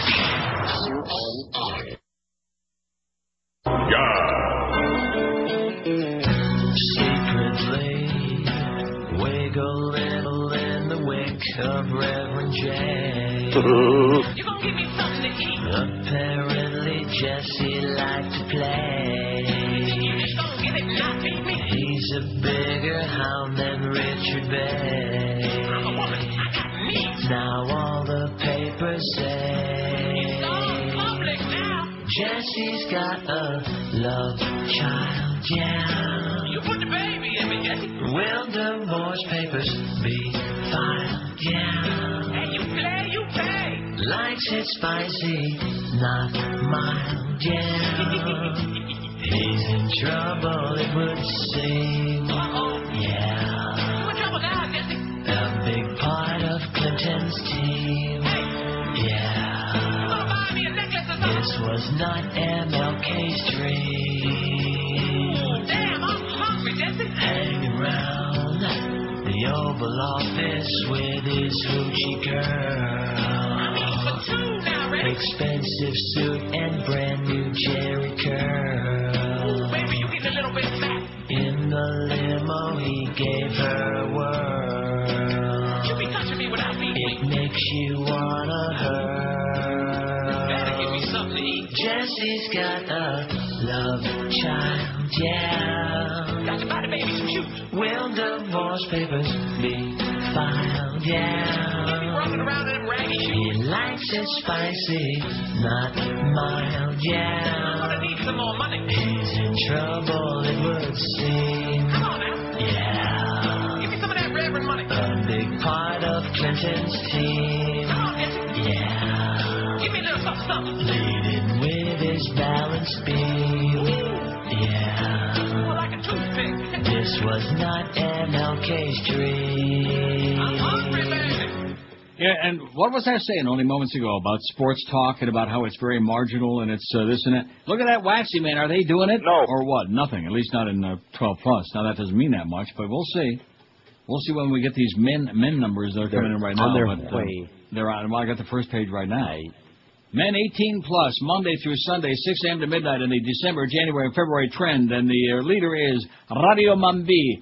Radio Mambi, 5.7. That's up from number 4 to numero uno, which means no spaghetti inglés. A bunch of old green tooth people got these diaries. Not good for us.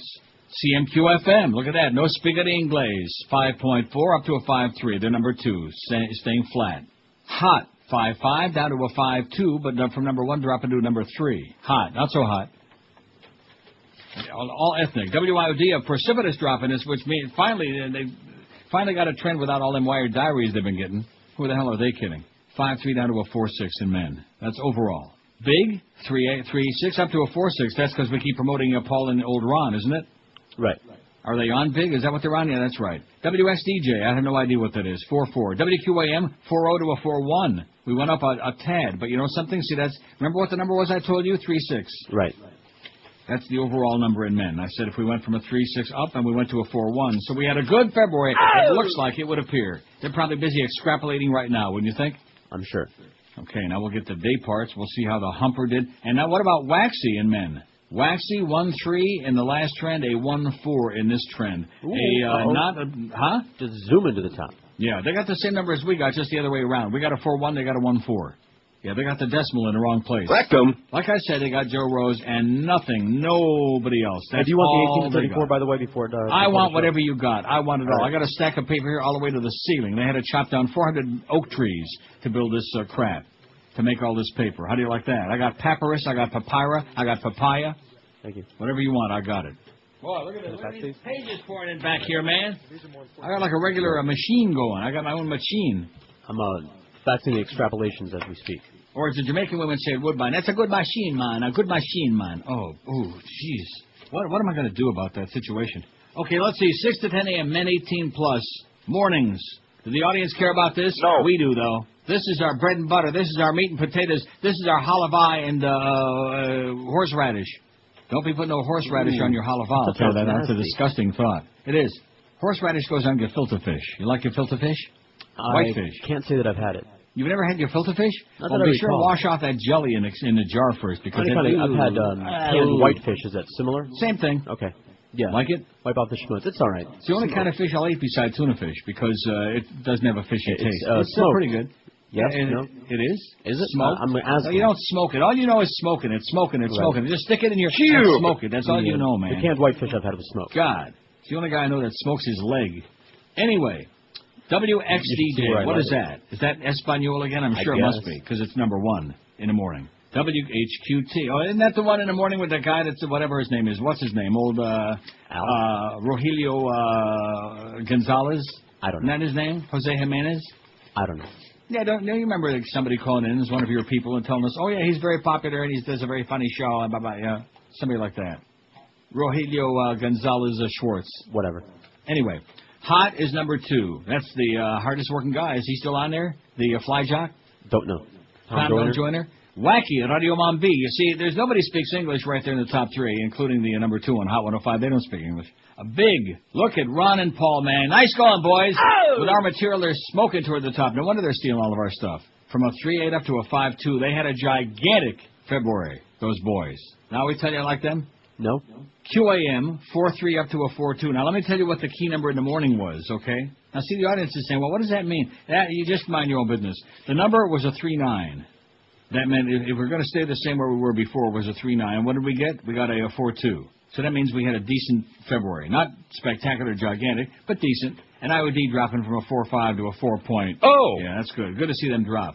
Now, what about in the morning? What about Joe Rose and all those goyim over there on Waxy, which they're a part of that whole thing? What time is he on, 7 to 10? Yes. Okay. Let's see. I'm looking on the second page. I'm looking. I don't see them. Power 96, well, it's not their demo. By the way, Albie Silk got fired yesterday at Power 96. We don't know why. Do we know why yet? No. Radio Suave, Radio EDR, where is it? Here it is, from a 2.1 to a 2. Oh! Dropped a tenth of a point. Yeah, from number 20 to number 20. At least they're consistent. You guys are going nowheres, baby. Nowheres. because you're narrowcasting. And because we got the Humper, and we got the Mad Dog, and you got Joe, and that's it. You got Little Dog. We got Big Dog. You got Little Dog. So there you go. Now, let's take our lives in our hands. Boy, there's 4,000 pages coming here. Right. Oh, look at that. They dropped a full point there. Let's see. Our magic number was a 3-9. No, it was a 4-3. Right. We got that beat. Oh, yeah, we beat it bad. We 5-6 to a 5-6, but then again, it includes it dropping off a huge month. Right. So we beat that 4-3 by a long shot. We're number 4 in men on this. I'm already looking at the extrapolation here. Okay, well, don't tell me yet. Okay. I can tell you what it is. You want me to tell you? Yeah, let me... Just for fun? And see if my math is as good as your boyfriend there? Take a shot, yeah. Let's see. 5-6. What do we got? 5-6 times 3 is 16.8. Got it? Okay. Okay. So that means we had an 8.2. 8.2. Very nice. That's a nice number. Yeah, in 18 plus, huh? Yes, it is. That's one of our big numbers going back a ways till like right back in November again where we were when we had an 8.0. So there you go. We had a big February, boys and girls. Thank God. Now if we can just get a decent March, we can pull out a good book. We can make some bonus money, and we can once again save Greg Reed from himself. How do we do it? How do we do it? Now let's see what Waxy did there in the midday, because that's juice and toast and booster and omelet and scrambled eggs and Mark Eisenberg. Well, you think, I realize we change every 5 minutes, but they only been on the air a few months, and they keep changing those people around like they got a revolving door in there. Right. When they settle down, then we will fear them. Yeah, oh yeah, right. INZ, Radio America, they were flat. They went nowhere. They had like a marginal at best. 2.2, 2.3. They're doing nothing. Waxy, here you go. Middays 1.0 all the way up to a 1.2. Oh, my God. We're starting to make a little bit of a move over there from number 25 to number 25. They're making a real serious move, at least in the midday. Not. God, do they suck. Now, let's take a look at the afternoon. And again, it goes back to what I'm telling you. There's no room for 2 sports stations in this. There's not room for 1 sports station in this market, okay? We're just faking our way through it, in case you hadn't noticed. We're just faking our way through because we got some big, fat names. We got one big, fat guy and big, fat names like Mad Dog. And, of course, maybe he was responsible for that nice jump up we had middays. He's part of that 10 to 3. Keep that in mind. That's right. Maybe he ought to be like a little more friendly to us because we can all get along here. And if he wants to go someplace else, that's up to him. We pack him a sandwich, wish him luck, put him on the bus. Who cares? But in the meantime, stop with these phony temper tantrums based on some stupid-ass poll. Okay, afternoons.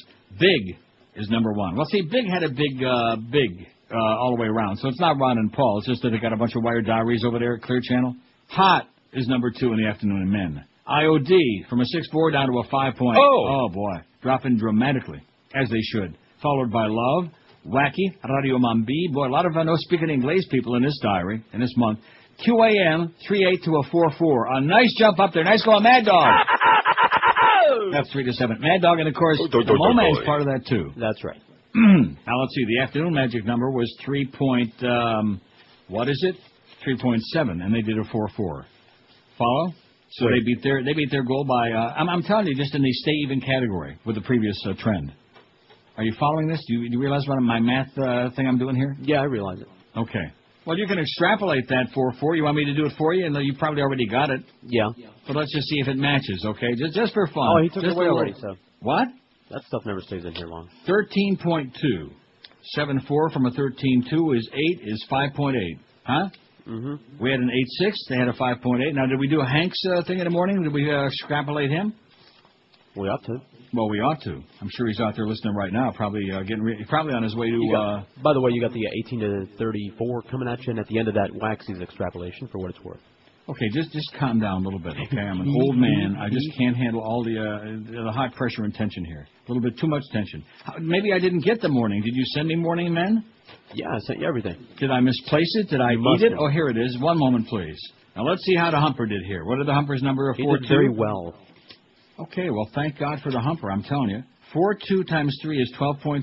Got it? Got it. Less 7.8 is 8 is 4.8. Right, that's what it was. Is that what you got? That's what I have. No, don't tell me that's what it was. I'm telling you that's what it was, okay? You can take Duff's math and you can wipe your... Rectum. How do you like that? You fairy. 4.8. 4.8. 4.8. And that's really great. That's 3 to 7. So I think we got like a comeback on the horizon, and a month from now when the whole book comes out, maybe and maybe not. But at least this was a little bit of a reprieve. It's like being let out of the gas chamber, like being let off the death row, opening up that prison door and letting us smell the sunshine and the flowers. By the way, speaking of that, it's pretty damn nice here. The sun is shining. Beautiful, man. What the hell am I coming here for? It's 50 already. It's going to be 52 today. Isn't that good? That's great. And I'm out of paper in that thing. So during the break, I'll take a puke at it. 11:56 at 560 WQAM. We're back in the hunt again. We're in the hunt. And Waxy, you guys are going nowhere. No place. Same with that other one, that Scare America. Going nowhere. Yeah. There's another example, narrowcasting, one-topic radio station. Right. Yeah, but then Al Franken, once Catherine Lampert catches on, you're going to see they're going to kick some serious ass. Oh, yeah. Each other's. Hey, if you think you have termites in your home, you ought to do something smart. Call Ridit, that's R-I-D-I-T, 2 words, Ridit Pest Control today for a free termite inspection. Ridit Pest Control uses an amazing orange oil treatment that kills termites and termite eggs 100% on contact. I mean, they are gone immediately, if not sooner. So if you have termites, here's the best possible way for you to get rid of them forever. You don't have to tent your home either. No worrying about poisonous gas, no move-outs, no stays in hotels, no worry about food or pets and your health. They'll treat your home with this amazing orange oil, and you don't even have to leave. In fact, when they're done treating your property, the only thing left behind is the clean scent of oranges for a few days. It's true, if you have a termite problem, instead of tending your house and making it into a circus-looking place and having the whole neighborhood pointing their finger at you and saying, oh, my God, look at that. Call Ridit Pest Control right now and find out about this amazing orange oil treatment that kills termites and termite eggs 100% on contact. No tenting, no kidding.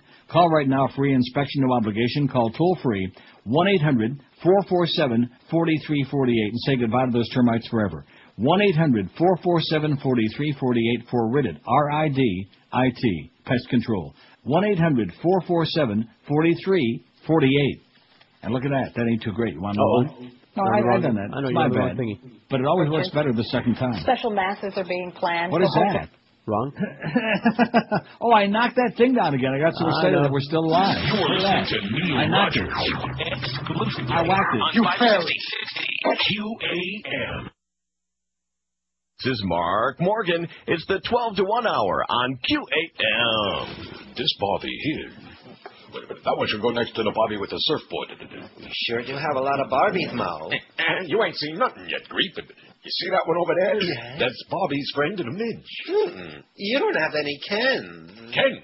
What are you? Are you gay? That would be gay. Now, see here. I didn't invite you to see my Barbies out of the kindness of my... Paging Dr. Mo. Oh, no, now what do they want? Paging Dr. Mo. You're needed to revive Terry Schiavo. Room 13. All right. Keep your chicken pants on.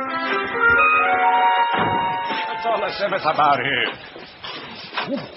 She's flatlining again. Step aside, you morons. I'm performing an act of God over here. All right, you get up. Damn man, I said get up. That's no use. I seen broccoli smarter than this broad. You hear that? She's alive!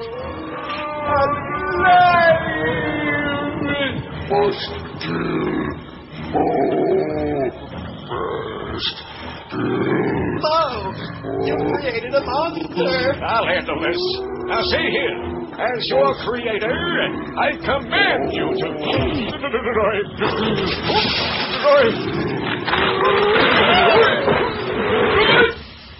Okay, it's 12:01. How the hell did that thing play the lights off on that pop? But nevertheless, it played, thank the Lord. Must be an act of God. And by the way, speaking of that, the Pope's breathing has become shallow. Oh, my God. His kidney function is deteriorating. Oh, my God. His last words spoken have been... I'm dying over here. Something like that. Well, it says, however, it says the Pope is visibly participating in prayers. And what does that mean? Well, how does that kind of like fit in? I think they're making some of this up. Not that they would lie to us. They're praying, and he's praying along. He's singing along. He's doing a karaoke. The That's Pope? right. Oh. So anyway, we did just fine. Okay, we did great, just like I predicted, right? And that afternoon number, that's the biggest afternoon drive number we've had on this station in a long time in that month, a 5.8. Did you see that in men? Yes, I did. A 5.8, which is really great. Mad Dog, baby, I'm telling you, that man. What did I tell you the other day? Hey, don't sell our friend short. Who's that? Doi. Oh, that one? Yeah. Maybe he was responsible for that big number there. We'll never know till the whole book comes out in a month. So if he'll stick around long enough, we'll find out. Or not.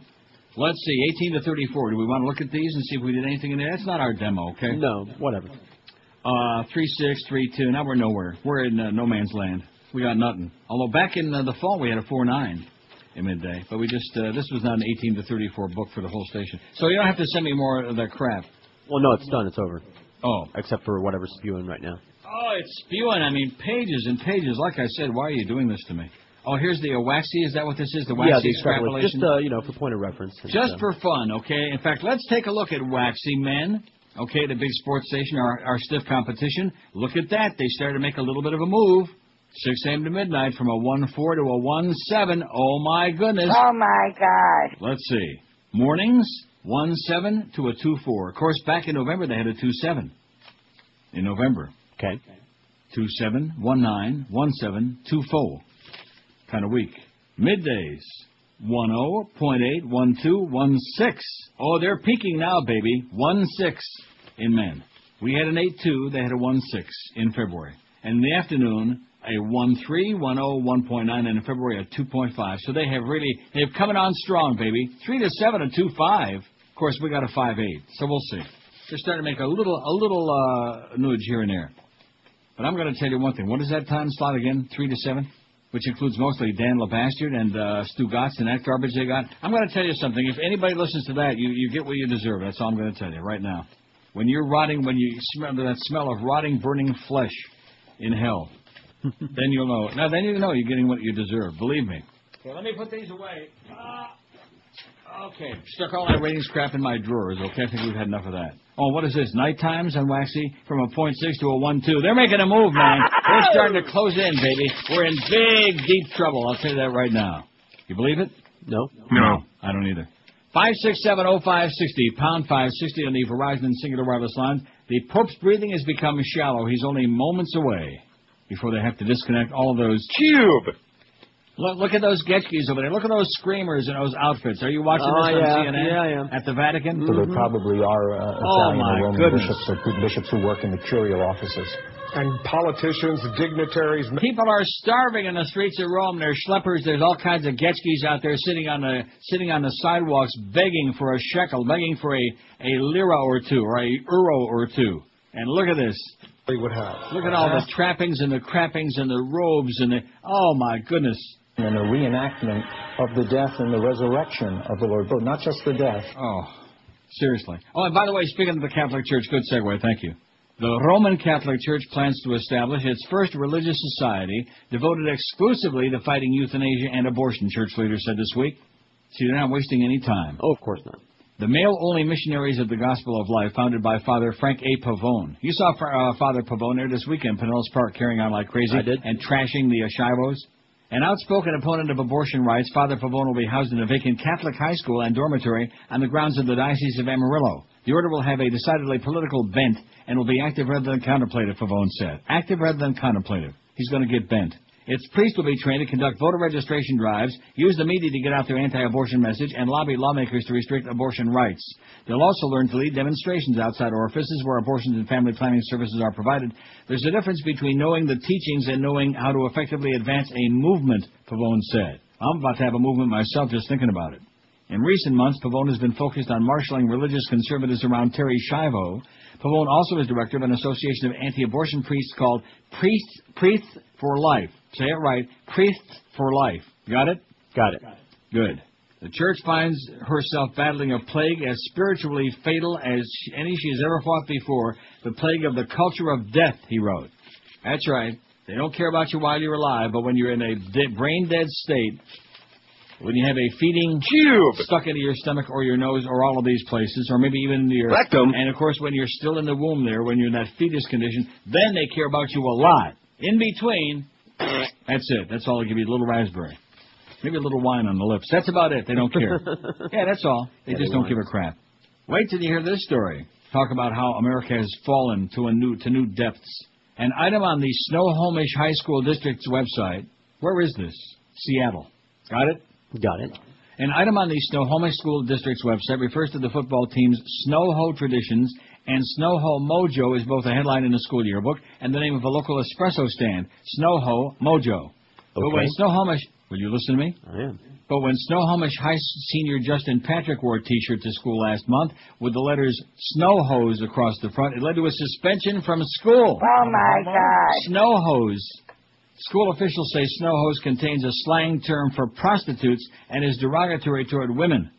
As a woman, I am sure that you can appreciate our desire in Snohomish to maintain respect for all members of our community, especially our young women, and not allow the abbreviated form of our school name to be used to reference them as hoes, said district spokeswoman Shannon Parthammer in response to an email query about the suspension.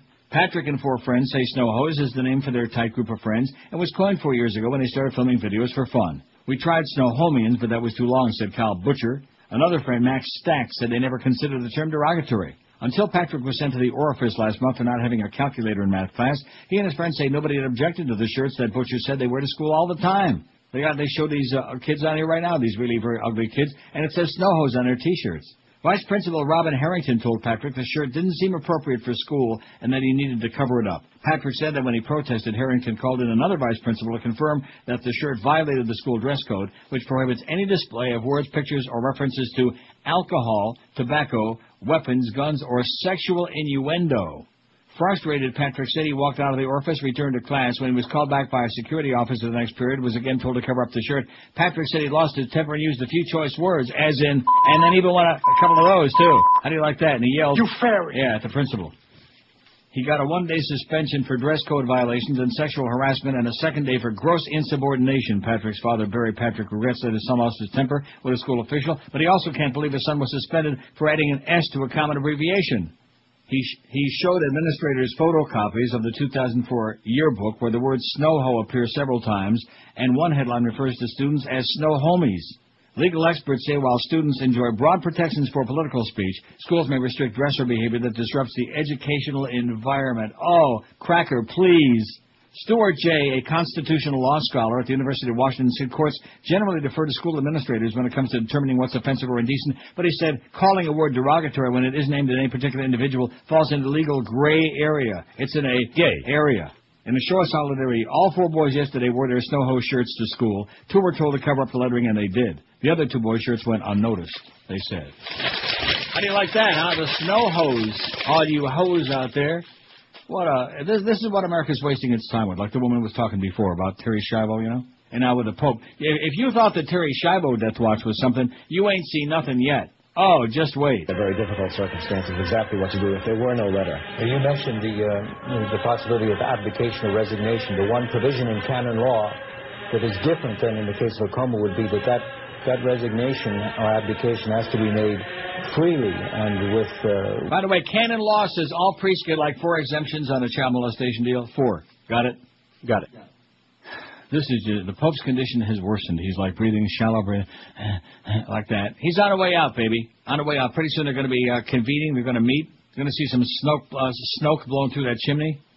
In fact, maybe they're going to stick a big cube through the chimney this time so they can blow the right smoke. You know what I mean? Ooh. Mm-hmm. You got that? Got it. 12 minutes past noon at QM. We got Mo Howard David did that too this afternoon. Whether he likes it or not. 4 to 6:55. It's Mad Dog at Publix in Davie. He'll be horsing around over there in Davie. Mad Dog, as usual, putting in a big number in there in the month of February like he always does. Nice going, Mad Dog. All right. He's doing it, like always. As dependable as the weather in Nome, Alaska. Marlins on deck at 6:55. Marlins at the Mets in Port St. Lucie. Last couple exhibition games this weekend, tonight and tomorrow. And then the regular season starts next week. Eddie K at 10 o'clock tonight. And then next week, when people are actually paying attention, because I don't think too many people pay too much attention to these spring training games. But when people are paying attention, then we can hear Roxy Bernstein. Then you're going to be working with them next week. Now, let's see, those games are home games, right, Atlanta? That's right. So you're going to be working with Roxy Bernstein, so be careful what you say. Don't be like mouthing off right off the bat. Don't go in there and say, well, Neil said that you really sound like Gildy. Yeah, that wouldn't be a good idea. I mean, Dave Van Boring knows, I'm sure, that I've said he's as boring as sawdust. He's got a good idea. Now, what does that mean? Is he trashing me? Is he bad-mouthing me, Dave Van Boring? No, he's never said a word about you. Get out of here. Then why do you say that? Then how do you know that? Then how do I know that he knows? How do you know that he knows the nose knows? Because I've been sitting there, during a day game when you're on, and before he goes on, and you're talking about his his Van going into things, yeah. Basically, and he's sitting right there listening. Coma Man, the Terry Schiavo of baseball broadcasting. I'm sure he might be a nice guy. Might be. I don't know. I never met him. He definitely is. Well, there you go. You said he's a nice guy. He's got a hot wife. He's got a bad hairpiece, you said. I got a great fax here from Lyle. I haven't read it yet, but wow, look at this. This is funny. Yeah, it's funny.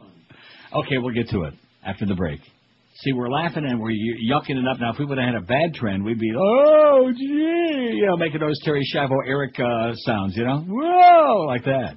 But hey, look, we kicked ass again, baby. We keep coming back. You can't hold it. We're just like, what's her name, Glenn Close. You keep trying to hold us underwater, but we keep popping back out again, Remember that? Yeah, I did. Fatal distraction. Hey, spring is here, and now is a great time to get on down to Armstrong Ford Homestead for some unbeatable deals on brand new 05s. Right now, get behind the wheel of a Focus or Escape with $2,000 cash back from Ford and 0% financing. How about an Exhibition with $3,000 cash back and 1.9% financing? Check out the 05 four-door Explorer right now at Armstrong Ford Homestead with $2,500 cash back and 1.9% financing. And don't forget, only when you buy from Armstrong Ford Homestead will you get that exclusive, unbelievable, unmatchable tires, parts, and batteries for life program. Plus, on top of all of that, a free Florida Sun Pass too. Armstrong Ford is proud of our servicemen and women, and if you're in the military, or if you have a relative in the military, no matter if it's active duty, reservist, National Guard, or Coast Guard, you'll get a military appreciation discount. David Rich and the staff at Armstrong Ford of Homestead will guarantee you the best price. They'll bet you Greg's life on it. And because they're locally owned and operated, they'll treat you like with velvet gloves because they want to make you happy and a satisfied customer so you'll come back again and again. Armstrong Ford of Homestead, they're at 30725 South Dixie Highway, just 20 minutes south of the 836. Check out the web, armstrongcars.com, or give David or Victor a call at 305-247-5112. 305-247-5112. But please, whatever you do, drive a few extra miles and save yourself thousands and thousands on that new Ford. Only at Armstrong Ford of Homestead. You're listening to Neil Rogers exclusively on 560 QAM. My name is Mark McGuire. I played the game of baseball since I was 9 years old. I love and respect steroid use. I have been a person who spread rumors or said things about teammates that could hurt them. I will do everything in my power to help steroid use in baseball and create jeopardy for my friends. When I was lucky enough to secure my last Major League contract, one of the first things I did was to harm friends and respected teammates. I am also offering to be spokesman of performance-enhancing drugs. Most importantly, every Little Leaguer, Pony League, high school, college player needs to understand that performance-enhancing drugs will solve the problem. Thank you very much. You're welcome. 1218. So we now know who Lyle is, by the way. You do know who it is, don't you, after reading this? I have some theories. No, I want the name, because I know the name. There is absolutely no question about it. Hates you like poison, by the way. Yeah, no, I know who you're thinking. Maddie Bell. Right. No, what do you mean I'm thinking? Maddie doesn't hate me. Let me say it again. You're wrong. Okay. Here's Lyle's latest missive, okay? Lyle, who was going to tell us who he was, but obviously didn't want to do it, but by writing this makes it very clear who he is. Give credit where credit is due. Much of what happened to Greg was not his own doing, but circumstances beyond his control. That's right, it wasn't Greg that put Pharrell on the air. It wasn't Greg that put the Stern thing on the air and blew Joe Rose out and lied about all those meetings he was going to have. It wasn't Greg that said that we were getting our bonus signing checks for that new extension on my deal, and then, of course, come to find out, hadn't talked to corporate about it at all. That wasn't Greg. It was beyond his control. Right, Maddie? You're an ass when it comes to giving kudos who made this station what it is today. Oh, it's either Maddie Bell or Gary Sarner. Greg is a fine individual who works hard to support a station that he treats as his own. He truly loves this station, could move on to bigger projects, but won't because of his dedication and loyalty. Admit as a GM and VP, he's the best in the business in this radio market. Do you really know his background in this business? It's impressive. Yeah, he was a sales guy in Philadelphia. This is a tough business. As far as radio in general, the radio business has changed considerably. Over the past 4 years, according to Arbitron, the national persons using radio percentage has fallen by 1.2 points, primarily due to the fact that total time spent listening has dropped from 21 hours and 30 minutes in the fall 98 to 20 hours. In other words, each year, the average person time spent listening to radio is declining by about a half hour a week each year. Finally, you don't know the truth about Howard David, so stop spreading indignant rumors. The deal is, in a sense, done. He gave you chances to reconcile after an oversight with George. An oversight after he tried to get you fired and get me fired and the Beast and Zach and Carolyn and Geldy and anybody else. If you want, I'll fax you information that will prove Greg Reed reign as VP. Let's see, that Greg Reed's reign as VP and GM have made our station a powerhouse. He could move on, but is too busy babysitting the likes of some of the major personalities. Signed Lyle, GD Baby, he says. Yeah, he's babysitting. We don't need any babysitting. What we need is somebody who will leave the damn thing alone, is what we need. So what time is the Greg Reed show on? What time is the Maddie Bell show on? What time is the Gary Sarner show on, huh? Who would you say? Now, what do you think? Those are one good. of the two. Yeah, right. Possibly. Yes. Well, who else could it be? It could be the water Nazi. I mean, she could be using a guy's name, but then again, that would be no way. It's not her style. Lyle. Now, what would you say? Gary Sarner or Maddie Bell? Come on. Let's hear George's guess, okay? No, it could Here be we go. either one. Neither one? It could be either one. Well, make a pick. I'm trying to think. I'm going through the stats. And you'll notice it says in here, I mean, the giveaway, it says, his reign has made our station a powerhouse. Right. So if there was any doubt that it's somebody working on the inside, that doubt is long gone. Okay, it didn't take Sherlock Holmes to figure that out from Lyle's facts the other day, or any of them. So you don't want to make a guess, okay? You don't want to alienate any of those people. Gary Sarner. Alienate them. Gary What do I Sarner. say? Wait a minute. Yeah, it is kosher. I just sniffed it. The fax is kosher, okay? Seriously. Why would I worry about alienating these people? They already hate you like poison. Exactly. What you're trying to say, and me too? Yeah. And this is Lyle, who, by the way, was telling me, one day giving me a shot, and the next day, he just loves this show. Just can't make up its mind, I can't think of anybody else in the building who would defend the defenseless, the kind of aberrant behavior, the bizarre, the changing, the lying, the BS, the grotesque stuff that's gone on, the putting things on the air that have created nothing but chaos and service for all the rest of us and unleashed all kinds of evil forces on us that, quite frankly, had been out of the way for a long time. All of these things. So when it comes Lyle to give me a song and dance about how I don't know about this and I don't know about that, believe me, I know. Trust me when I tell you. I could write a book about it, but nobody would believe it. WQAM, hello. Neil. Yes, sir. How you doing? Pretty good. I have a quick question. Yesterday I had Mo on for a quick second, and a caller said something about Neil. Yeah. And he said, I'm done talking about him. I'm not talking about that stiff anymore. So I missed what you said the prior day. I was just saying if you could rehash. Yeah, okay, well, go listen to the archives, okay? I'm not playing that game. And let me say it again. When I told you before that I found information, and look, anybody's entitled to talk to anyone, okay? We're talking to Sirius, but then again, it's not a secret. Management knows about we're talking to Sirius, and hopefully they can pick up the show off of the station and compensate the station and us or whatever. That's fine. But if there are people who are disgruntled or whatever the deal is, or maybe some people are always disgruntled and they want to look around, that's fine. But the word gets out. I don't just come out here and make up a bunch of crap. I don't do that. I don't need to do that with the kind of stuff that goes on in this place. But if somebody wants to use me as an excuse to take a walk and never dig that I'm not going to let that happen, okay? Because, it's just not a matter of fact. It's bullcrap. And I'm going to say it again. I was the one. I'll say what I said yesterday. I was the one when they were figuring out, who are we going to stick in there? We got those 2 hours. Mad Dog won't do 2 to 6. Who are we going to put in there? And I said, the Mole Man, okay? That's what I said. Maybe I made a bad mistake. Maybe I thought that maybe this guy could, rehab himself and become, part of the human race. But I don't know. And I don't care at this point. Don't care. 567-0560, pound 560 on the Verizon and Singular Wireless line. I can't wait to be there to see Gary Sarner and Maddie Bell, okay? Can't wait. I think they'll be conspicuous by their absence. Oh, WQAM, hello. QAM. Hello. Hello. Now, don't you love that when somebody is calling you and they're busy? I love it a lot. Yeah. Hello. Oh, did you hear that? That sounded like Portuguese to me. Yeah, sure it did. I just dumped it. I they heard were what just she praying said. the rosary for the Pope. Yeah. What was the point of that call? 567-0560, pound 560 on the Verizon and Singular Wireless line. Your people again, man. Hey, those are Portuguese. Like that. WQAM, hello. Congratulations on your ratings. Yeah, okay, thanks so much for the phony voice, okay? Thanks so much. WQAM, hello.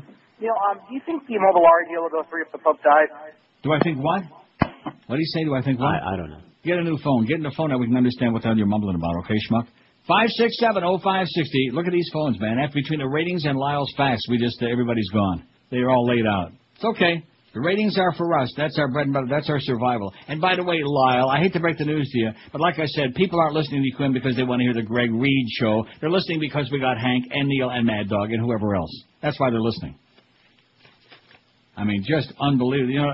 I guess it must be great to go through life and having just this little core of people that hang around and just licky all day. It's just incredible. And no matter what you do, no matter how aberrant, grotesque, no matter how you lie to people, no matter how you make up stories, how you avoid people, you play the avoidance game, it's like, oh, man, you can't do no wrong. Well, when you're the boss and have a lot of money. Right. WQAM, hello. Neil. Yes, sir. How you doing? Pretty good. You sad to hear about Terry Schiavo. Yeah.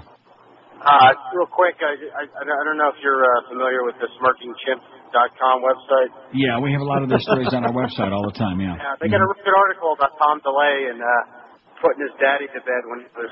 Sir, I'm going to tell you something. I read that on the air a couple of days ago. It's it's old news, and wake up. Talk about Terry Schiavo. What's somebody going to insert his for crying out loud? God Almighty!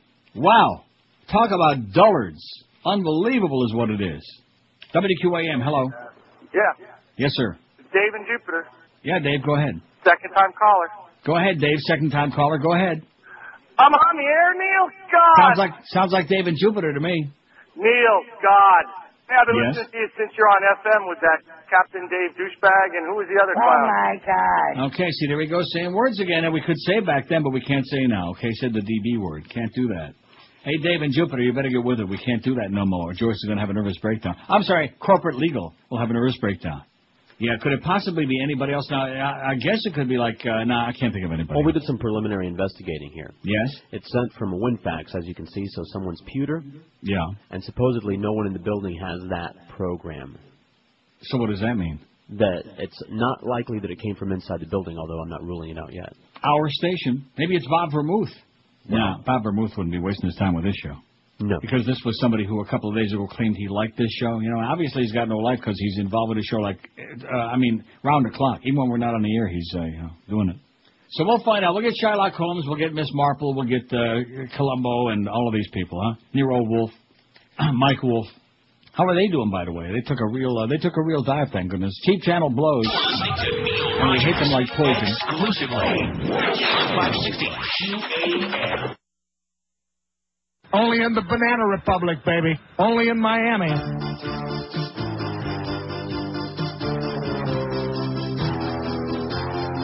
You fairy.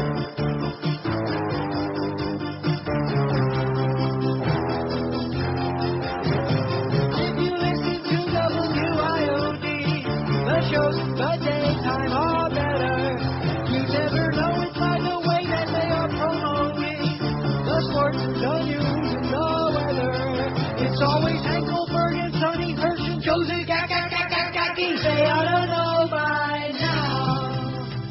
No one gives a crap about any of that. It's the talent that brings you the money. And if that's all they're gonna tout, the talent is losing out.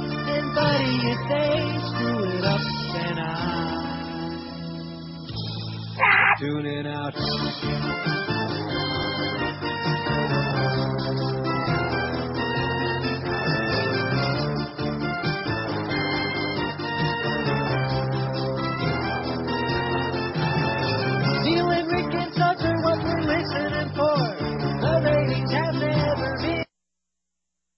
Thank you, baby. Mr. President, I'm very appreciative that you chose me to conduct this interview. Sure. What do you hope that your legacy will be? You've got 4 years, and I know I'm asking a down-the-line question, but what do you hope it will be? Terrorists and destabilizing a vital part of the world. Okay. Now, in the next 4 years, what do you most want to accomplish yourself? Play God. What are you going to be able to do that others haven't been able to do? Spread hatred and vilify the United States.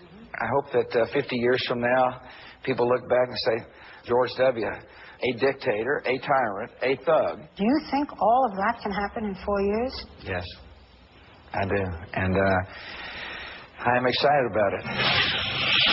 When 2020 returns. The president just peed on the carpet in the Oval Office. Oh, absolutely. And I intend to duty. Okay. Next. Call 45. Big snowstorm coming tonight overnight. How do you like that? I may get snowed in. Wouldn't that be a shame? Don't do that. I'll be there. Here's another interesting fact. Boy, they're all whipped up into a frenzy now. We've got the internecine radio war going on now. Like that. Starting with Lyle, by the way, Gary Sarner. Dear Neil, I've been listening to you as you moved from station to station in the market. Compared to QAM, IOD must have been a paradise. Yeah, for quite a while there, it was okay. We had a pretty good time, right?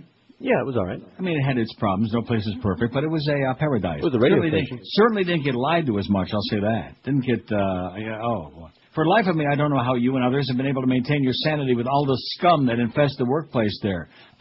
From the front office to sales to the engineering. By the way, we got our dots back. Oh! Yes. From the front office to sales to engineering, the level of incompetence and backstabbing transcends even the worst of corporate stories. Instead of embracing the talent and working with it, it seems they're constantly biting the proverbial hand that feeds them. It's no wonder the station is crumbling under the weight of its own pompousness and crassness, not to mention the illiterate copy that you and Hank have to put up with daily. Those of us who are long-time listeners shouldn't be surprised that the acrimony that's been eating away like a cancer and that the loyal Greg Reed shill supporters and ass-lickers are scrambling like rats on a sinking ship and desperate to put a fresh coat of paint on the mildew-ridden walls known as WQAM, signed just another fag in Miami. You fairy. How do you like that? That's incredibly well written, you know? Right. And insightful. Yeah. 5670560, pound 560 on a... Although I'll say this, other than Dick Casper, I'm trying to think of anybody that I ever worked for in this market. I mean, Sid Levin, you know, is a great guy, and he gave me my break, my start, and this and that. But, you know, he didn't have any money. So I don't want to exclude Sid in that, because Sid's a good guy. But since then, since KAT, the beginning, other than Dick Casper, I can't think of anybody I ever worked for who appreciated the talent and worked with the talent. All the rest of them were like kind of like, you know, it's us against you, you know? Us against you. And like we have to put up with you and tolerate you. And quite frankly, I don't know what they were tolerating. I mean, of course, they're complaining anytime, you know, you couldn't get copy or anything, things weren't working technically. That made you a bad guy because if you have any professionalism at all, then you're a chronic complainer. You're a pain in the ass. Just forget about it. Just do the, you know, like that comment about if Neil has to do this show from a broom closet, we're paying him a lot of money, and he's going to have to do that. That was from our former Jew lawyer for QAM.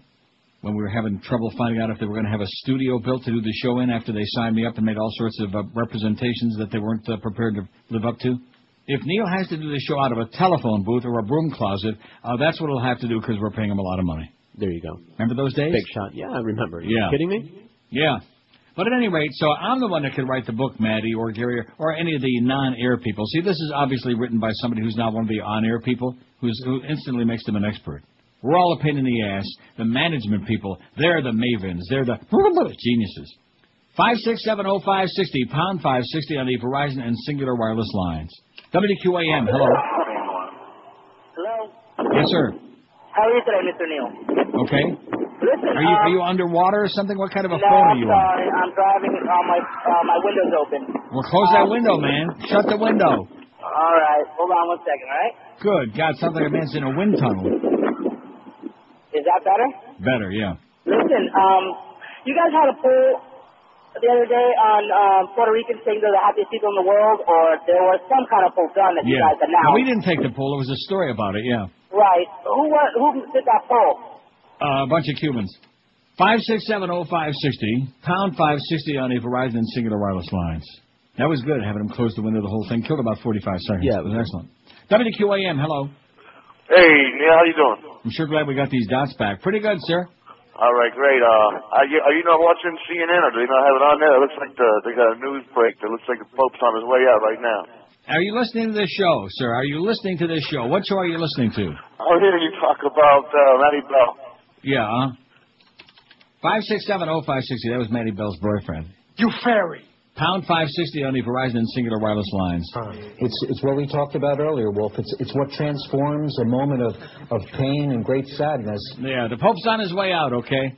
The way they schlepped him and sat him up there in front of that window, even I was embarrassed the other day. He's like, couldn't get a word out. He's obviously in agony, and they put this poor old coot up there and schlepped him in front of the window like some kind of an object. Not like a person, but like an object. Well, he is and always has been. Oh, I see. Oh, that's right, the Holy Father. I forgot. Figurehead. WQAM, hello. Why don't we get my vote? WQAM, hello. Not there. WQAM, hello. How about San Francisco and Frankfurt? Frankfurt? Frankfurt, Germany, and San Francisco. Never been there. San Francisco's on there. Frankfurt's good? Frankfurt's awesome. Awesome. Is it? Sure is. Okay, thanks. Frankfurt, he said, is awesome. Well, Germany's good. I've never been in a... Well, I haven't been in... I didn't like Hamburg. I could live without that place. Very scenic, though. They have, like, a lot of parks, a lot of grass. You would like that. They have a lot of grass. Yeah, I like grass. 5670560, pound 560 on the Verizon and Singular Wireless lines. Where's Lyle's next fax? Come on, Lyle. Come out wherever you are. Here's the challenge before the end of the week, before I get there, before 2 o'clock today. Identify yourself, Lyle. Raise your hand. Don't do this with this anonymous bullcrap, okay? behind the shield of some phony made-up name. Let's find out who the real Lyle is, huh? Who's got the real pair of cojones? Mr. I'm licking his butt right now. Man, that last fax, that was special. So either it's got to be a put-on, you know? Maybe it's just a put-on. Because is anybody, even the people I'm talking about, are they really, could they be that? No. Huh? Animated? WQAM, hello. I come to WQAM, hello. Marico! WQAM, hello. Wow, man, those calls have been incredible. Hey, that's the bread and butter of my life, baby. That's what it's all about. Oh, these are my people. man. This is my crowd, man. Wow. Hey, how about Florencia, Italia? Firenze? Yeah, man. I mean, Firenze, talk about right. a great city, and I don't know if you've ever been there, but What do you mean have I ever been there? I've been there several times. Florence is beautiful. It's gorgeous, and I don't, you know, I've only been in Rome 2 or 3 times, so I can't speak from obviously the experience that you can probably speak from. But I consider the food over there even better than the one in Rome. I mean, No. you could gain 500 pounds. Easily, yeah. Anywhere in central or southern Italy, you could gain at least 1,000 pounds. God. Right. Yeah, Firenze is great in Rome as well. I would say that city, and the other one I would also think about would be Venice. Oh, never been there. Venice is okay. I mean, it's beautiful. I like walking around a little bit, not swimming so much. Well, Get yeah, busy. that is a little bit of a problem. But hell, man, all of Italy, you know. What's not to like? So, anyways, just in closing, so the whole day yesterday on all 4 channels, according to my old man, because I was at work the whole day. Terry Scheibe. Now today, I guess it's today the Pope. we got the Death Watch for the Pope. It's Death Watch TV, baby. It's a whole new format. This is absolutely sick. Yeah, this madness. is crazy. They're just in a feeding frenzy. These people in the media need to be put in a rubber room somewhere. Absolutely. All right, Neil. Take care. Arrivederci. Ciao. 567. I put Florence, Italy on there. Okay, it's a fabulous place. Oh man, fabulous. Fabulous. Ever been there? No. Schlepper. Cool. 567-0560, pound 560. If your friend Al Goldstein would have given you some money when he had some, he could have at least sent you to Amsterdam, and you could have stayed in his apartment, used the apartment, right? Right. Yeah, whatever. But now you don't have any money, so I'm not going to. And now, did Jeff Cohen really call you before about whatever he said, whatever that was? Yes, he did. And what did he say? He said, "Are you guys still taking the poll? I'd like to put Costa Rica on there." Like he calls every day, and just didn't miss a beat. What do you mean, like he calls every day? I don't know. He called just like it was normal, like we've heard from him. And in months. Yeah. In months. And Or maybe he's trying to maybe he's trying to suck up a little bit. Okay, now that Brad is taking such good care of us over at Tony's, and we love his food so much, maybe that's the deal. And Frankie's brought all those pizzas by. Maybe Jeff is trying to suck up a little bit. You never know. You think? I don't know. I mean, I like the guy. He's a business friend. He's The only point I was trying to make that day is that there are different kinds of friends. You have people who are your friend, and then there are people who are your real close friends, which we all have, and then there are people that are like acquaintances. I put them in the middle category, a friend but not a close personal friend that I'm going to hang out with and go to like concerts with and go to like ball games with and go to dinners with. No. And all of a sudden, he evidently took that personal, and then Skippy went over there, and he sandbagged him, and then Berkeley, God only knows what else she did, huh? When she started consorting with them wise guys. I can't wait to see some of these people, to put their feet to the fire. Even Todd Dreck, even that little turd burger, even he came through the last couple of weeks, Give Todd a cup of coffee, okay? Maybe a half a cup, because even he's closing it now, right? Yeah. But some of these other people, bop, bop, bop, bop, beep, beep, beep, they talk a good game, but they couldn't close a deal if you have put an Uzi to their head. Berkeley. But she loves me, though. Isn't that what you said? She's a big fan. She came in this morning to remind you that she likes you a lot. Oh, yeah. I'll tell you one thing. Billy likes me. I don't know who he is, but he's also in sales. We're trying to find a few people in the building who still like me, as opposed to Matty Bell, who used to like me before he started writing me all these phony faxes, a.k.a. Lyle. You're listening to... We know it's you, Matty. We knew it was you. Exclusively on 560 QAM. The 2 hour! If anybody has opinion dissenting from our way, You fairy. we'll place your name into the system as enemy of the state. Don't even bother to question. Just follow und obey. Everybody's turning fascist. Fascist USA. In the act of patriotism, we're watching all of you. Everyone's under suspicion, so that's what you do. This got information on all you mindless fools in Bush Motherland Nation, fascist USA. You gotta hate those Jews and Clinton's liberals too. Believe everything we tell you on the state-run news. Blood war and for cornbread, fill up your Escalade. A Reuben Cheney Bush venue, fascist USA. We don't mind to see our jobs go, that economy's good. We're fascinated by J-Lo, don't read no stupid books. All now are embracing the tax American way. You fail. Everybody's turning fascist. Yes. Fascist USA. 1 o'clock at 5:60 on the Matty Bell Show. Exit poll analysis points to 2004 election corruption. This is from Stephen Dyer, Akron Beacon Journal. We know that they stole the election now. There's no question in my mind after the last couple of days reading some of this stuff. There's a 1 in 959,000 chance that exit polls could have been so wrong in predicting the outcome of the 2004 presidential election, according to a statistical analysis released yesterday. By the way, the Pope's dying. Exit polls in the November election showed John Kerry winning by 3%, but George Bush won the count by 2.5%. The explanation for the discrepancy that was offered by the exit polling firm that Kerry voters were more likely to participate in the exit polling is an implausible theory, according to the report issued yesterday by U.S. Count Votes, a group that claims it's made up of about 24 statisticians. 12 of them, including a Case Western Reserve University's mathematics instructor, signed the report. Instead, the data support the idea that corruption of the vote count occurred more freely in districts that were overwhelmingly Bush strongholds.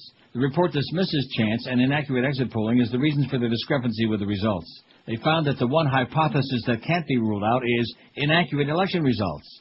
The hypothesis that the voters' intent was not accurately recorded or counted needs further investigation, it said. The conclusion drew a yawn from Ohio election officials who repeated that the discrepancy issue was settled when the polling firms Edison Media Research and Mitofsky International disavowed its polls because Kerry voters were more likely to answer exit polls, the theory yesterday's report deemed implausible. Ohio has been at the center of a voter disenfranchisement debate since the election. What are you going to do except laugh at it, said Carlo Lapero, spokesman for the Ohio Secretary of State J. Kenneth Blackwell, who is responsible for administering Ohio's elections and is a Republican candidate for governor. We're not especially interested in the report's findings. We wish them luck, but hope they find something more interesting to do. The statistical analysis, though, shows that the discrepancy between polls and results was especially high in precincts that voted for Bush, as high as a 10% difference. The report says that if the official explanation that Bush voters were more shy about filling out exit polls in precincts with more Kerry voters is true, then the precincts with large Bush votes should be more accurate, not less accurate, as the data indicate. The report also called into question new voting machine technologies. All voting equipment technologies, except paper ballots, were associated with large unexplained exit poll discrepancies, all favoring the same party, which certainly warrants further inquiry, therefore concluded. In other words, they stole it again. If they did it the first time, why wouldn't they do it again, right? Right. A little late now, though. The horse is out of the barn and down the road. And the Pope is Opsaurus, they're saying. Isn't that what they just said in Rome? The Pope Opsaurus. That's a quote. Other than Florida, where in the world would you most want to live? That's our poll question today. 748 votes. Not too bad. We could have pushed it a little bit, but we had those other more important numbers earlier. Thanks to Greg, we're kicking ass again in February. Isn't it thanks to him? Yes. Couldn't have done it without you, Greg. Thanks for babysitting all of us spoiled brats. Las Vegas, 87. New York, 82. Costa Rica, 73. Vancouver, 72. Amsterdam, 64. Rome, 44. Tahoe, 41. Havana, 37. Frisco, 36. San Diego, 32. Paris has got... About 30, man. Toronto's got... About 30, man. L.A., 27. Chicago, 18. Ibiza, 18. Cologne, Germany, 14. Berlin, 9. Berlin's great. Berlin is sensational. Israel, 8. Dominican Republic, 7. Trinidad and Tobago, 6. We don't know why. Well, it's just not our bag, you know? Right. You want to go there? No. I'll Prague visit. 5, Copenhagen 3, Sacramento 3, Budapest 2, none for Venice, Florence, or Frankfurt out of 748 votes. Boy, none for Florence? I can't believe that. Of course, right now, this time of the year, it's already April Fool's Day. It's the 1st of April. Probably a lot of people in these places now, too, wouldn't you think? Mm-hmm. I would think. WQAM, hello. QAM. WQAM, hello. Hey, how you doing? Okay. I got a place to live. Yeah. Yeah. How about it? Under what overpass? How about Lagos, Nigeria? Yeah, okay. Have a good time. WQAM, hello. Neil, how are you?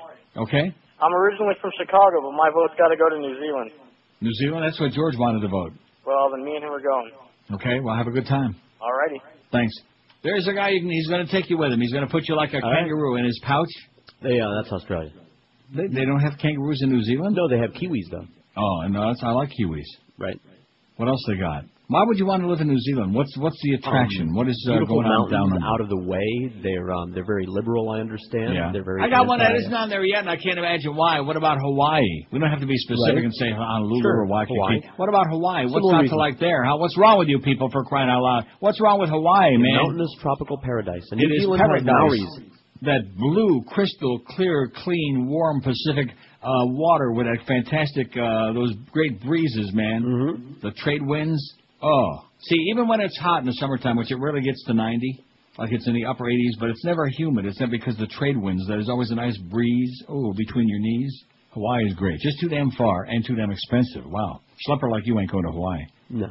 Maybe Sweetwater. That's about it. 5670560. Pound, maybe up to like Sheridan and 441. That's about all. Maybe all the way up to like Pines. Pound 560 on the Verizon and Singular Wireless lines. Now, Josh, the guy that's making the big bucks he's making on those Marlin games, he might get all the way like to Broward line. Maybe to Palm Beach line. He lives in Coral Springs. Maybe like to Boca someday. Maybe Mo will take you to New York Prime. WQAM, hello. Hi, Neil. Yes, sir. How are you? I got one for you, a poll. Uh-huh. Santa Cruz and the Canary Islands. Santa Cruz, okay, and the Canary. Well, let's just put Canary Islands. Hey, listen. If the Pope dies today, would that make him the Pope of Fools? You talk about disrespectful, man. That was disgusting, wasn't it? Picking on the Holy Father like that. That was grotesque. The Pope's down. That guy's going to burn in hell. Make no mistake about it. One of your people, always try to be cute, always try to be amusing. Did Lyle fax back in yet with his true identity? No. Coward. Spineless jellyfish coward, So it's definitely one of those two people. I think each one of them has got like one nut. WQAM, hello. Hey, I want to talk on the air. I beg your pardon? Want to talk on the air? Sounds like Reverend Jones to me. I don't know. Not sure. Reverend Jones knows he's on the air when he calls. Oh, I see. Yeah, what can we do for you, sir? What do you got? I want to sniff my own farts. Oh, good. Don't need to well, be have on a the air great for weekend, man. Sounds like you're in for a really fine weekend. WQAM, hello. And the Neil? Yes. Dude, and Pope is dying over there? Yeah. And how come you can't say goddamn anymore? Yeah. Isn't that cute? I'll laugh later. Okay. Yuck. WQAM, hello. Not there. 5670560, pound 560 on a Verizon Singular Wireless line. I'm waiting for Lyle to call in on the bat line. That would be good. Yeah. I'm going to keep my eye on line 12, see for Lyle. He's going to call in. You'll see. WQAM, hello. Neil, hey, did you catch the Air America documentary on HBO yet? The Air America documentary? Yeah, with Randy on it and all that. No, why would I watch that? I don't know. I know you kind of like her a little bit and want to know if you watched it or not. No. Oh. Hey, when are you going to come to BCC and do a remote? I'm not. Oh. All right. See ya. Groupie alert. Broward! Groupies in Broward. Broward! Oh, boy. Do a remote at BCC. Doesn't that sound scintillating, man? Oh, yeah. Didn't you watch the Air America documentary on HBO? Oh, brother. Yeah. It was on last night. It was? Yeah, I flipped right past it. Oh. Now, why did you do that? I thought you liked, what's her name, huh? The I goddess. liked her fine on the air. But I had no interest in a documentary about that. I know everything about No, I that. sure I wanted to wouldn't either. Although Catherine Lanfer might have been on there. I'm sure she was. They're not doing much. I'll tell you that. I looked in those trends. Scare America ain't doing much at all. And, of course, look at the tremendous impact they had on an election. Yeah, they really did that. WQAM, hello. Why are phones so echoey today? WQAM, hello. Neil! That was good. Yes. Hey, I thought maybe you should be the next pope. Yeah, okay, great. In fact, we had that one CD that got everybody all bent out of shape, all the Farbissant Catholics. Oh, my gosh, this is disgusting. The one with me with the green schmata on as the Pope. You qualify. Yes, I certainly do. Gay. Bald, now. Mm-hmm. I got that whole bunch of nice beanies there that I used to wear in that whammy thing. Got all the nice beanies. You like money? I like money. Corrupt, the more corrupt, the better. And, of course, I look lovely in a beautiful dress. Never tried it yet, but I bet you it would be real comfortable, you know? Yeah, kind of like loosey-goosey, you know? Sure. Yeah. Kind of like Prince Charles there and them kilts he's always walking around in. You know, he says you feel kind of a loosey-goosey feeling. WQAM, hello. QAM, yes. Hello. I gotta go. My boss is coming back. Okay, see. All right. Maybe that was, that might have been Lyle. I know, damn it. That was Lyle. Now, that wasn't goofy enough to be either Gary Cerner or Matty Bell. You know, see, I'm trying in my mind, process of elimination, to think of anybody else in the building. Me too. I don't want to be hasty. And, it could be somebody from corporate over there, like Vermouth, but he wouldn't waste his time. And it could be somebody from outside of the building since it was sent from a computer. It could have been anybody. Right. Somebody that used to be here, for example. Mm-hmm. Somebody who pretends to know a lot about what's going on but really doesn't. So it's probably those little Julios again. It could be Jeff High's neighbor. Danny and the Juniors. Because it's got that same header on it, I'm sorry, Danny and the Hooniers. Oh, it has the same header as Dave Friedman? Yeah, but a lot of people... Oh, then maybe Fat Boy's feeding him all the stuff, That could be. Could be. Or Fat Boy's feeding on anything. Although more likely Fat Boy wrote that other fax. What's that? The one that came later, that scathing one. Now run that by me again? I said it's more likely that Fat Boy wrote the other fax. The scathing one? Yeah. The one that said from a fellow fag in Miami? Wow, I didn't even realize it. You fairy. WQAM, hello. Uncle Neil, how are you? Pretty good, Pally. What do you got? Not much. Hey, you know that when the Pope comes to the window and he waves like that, those really aren't his arms. That's a Getchke that's standing behind him waving his arms underneath his. Yeah, okay, great call, man. Excellent. So Getchke, he's even used my material now. Probably a Southern Baptist. We got Goyim talking Yiddish now. At least we're making some progress, right? Next thing you know, they'll be eating like a filter fish. Be sure and wash off that mung from that jar, though, first. Oh, God. You never bought it at the... Well, that's right. You don't go shopping. I've had lots of canned meats, and I know that there's always a layer of... Oh, God, like Spam. Gelatin. It's got that gelatin in there. It's like real slimy. Ooh. It's the coagulated, fat and whatnot. El Paso. Vegas is still kicking ass, man. 90 of you say that if you could live anywhere in the world, you'd live in Vegas. And for the life of me, I cannot figure out why. It's because it's fun, it's exciting, it's glitzy, it's beautiful. They got a lot of neat places, but they're envisioning doing that, all the time. Every night, every weekend, going down to the Strip. Or maybe because we had all this death TV the last couple of days, maybe they figure they only got limited time, and so what the hell is to lose? You're listening to Neil Rogers. Yeah, another week, 2 days. On 560 QAM. The people who've been praying to hear the Pope singing on his own CD, your prayers have been answered. Now, through a special arrangement with the Vatican, His Holiness is back, and he's singing better than ever on The Pope Sings. Please allow me to introduce myself. My name is Pope John Paul. Yes, it's Pope John Paul II, singing songs that will lift you up and make you get down. Please turn around and play that organ music, choir boy. Play that organ music right. Play that organ music, choir boy. Lay down and boogie and play that organ music till I die. Which might be so. The Pope Sings gives you the chance to hear the many sides of the owner of the Pope-mobile. Owner of a Pope-mobile, much better than the owner of a stupid head. He's the pilot, and on this CD, he's the boss. You should be playing bingo. You should all go be gambling, get that church, play high stakes if you want to. You're helping the poor if you lose your shirt, so come out and play bingo. Bingo. Be 18, please. Oh, 69. I 22.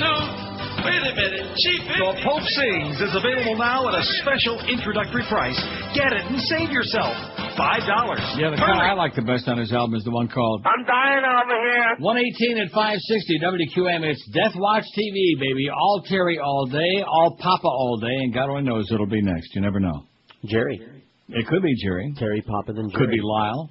5670560, pound 560 on the Verizon and Singular Wireless lines. These people are really off their feed today. You know, I think everybody took off for the weekend.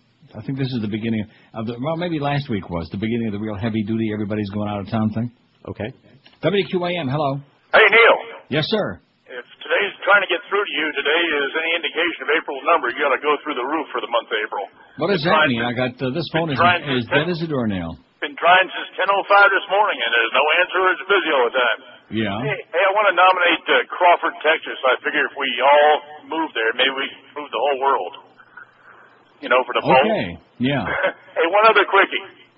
If we're so busy with Terry Schiavo and the Pope, why are we allowing Tom DeLay in Congress to kill 400,000 Americans with tobacco products? And Tom DeLay, by the way, who's now making these threatening speeches about Judge Greer. He's not mentioning him by name, but he's, jeopardizing the lives of any of these judges that voted the way they didn't want, and making promises that we're going to get all our right-wing Nazi judges in there. It's a real good camouflage for all of his problems, you know. Of course, exactly. So it's a big, Well, maybe the Democrats will wake up before the end of the year. Let's only hope so. Good luck to you, pal. I'm a Republican that woke up, so have a good one. Good for you. 5670560, pound 560 on the Verizon Singular Wireless line. Time to wake up. Come on, Terry. Wake up. Stick that cue back in here one more time. Even last night they were all bitching at each other and screaming and carrying on. And it's all that good religion, I think, has got a lot to do with it. Especially that screaming, that flaming priest, man. Oh, brother. Which one? Could you exactly. narrow it down? Take your pick. WQAM, hello. Hey, Neil, I am out of my mind. I cannot believe they're paying so much for a dick perk. What did this guy say? You don't want to know. Oh, something we had to dump? No, not really. If you'd answered it, then we would have. Oh. 5670560. I didn't hear what he said. I'll tell you on Monday. What does that mean? Well, I can't say it. Then we'll have to dump it. Then why? If you can't say it, then how come you didn't dump it? It was a setup for a line. You're supposed to answer something back, and then he comes back. Oh, I see. Pound 560 on the Verizon and Singular Wireless lines.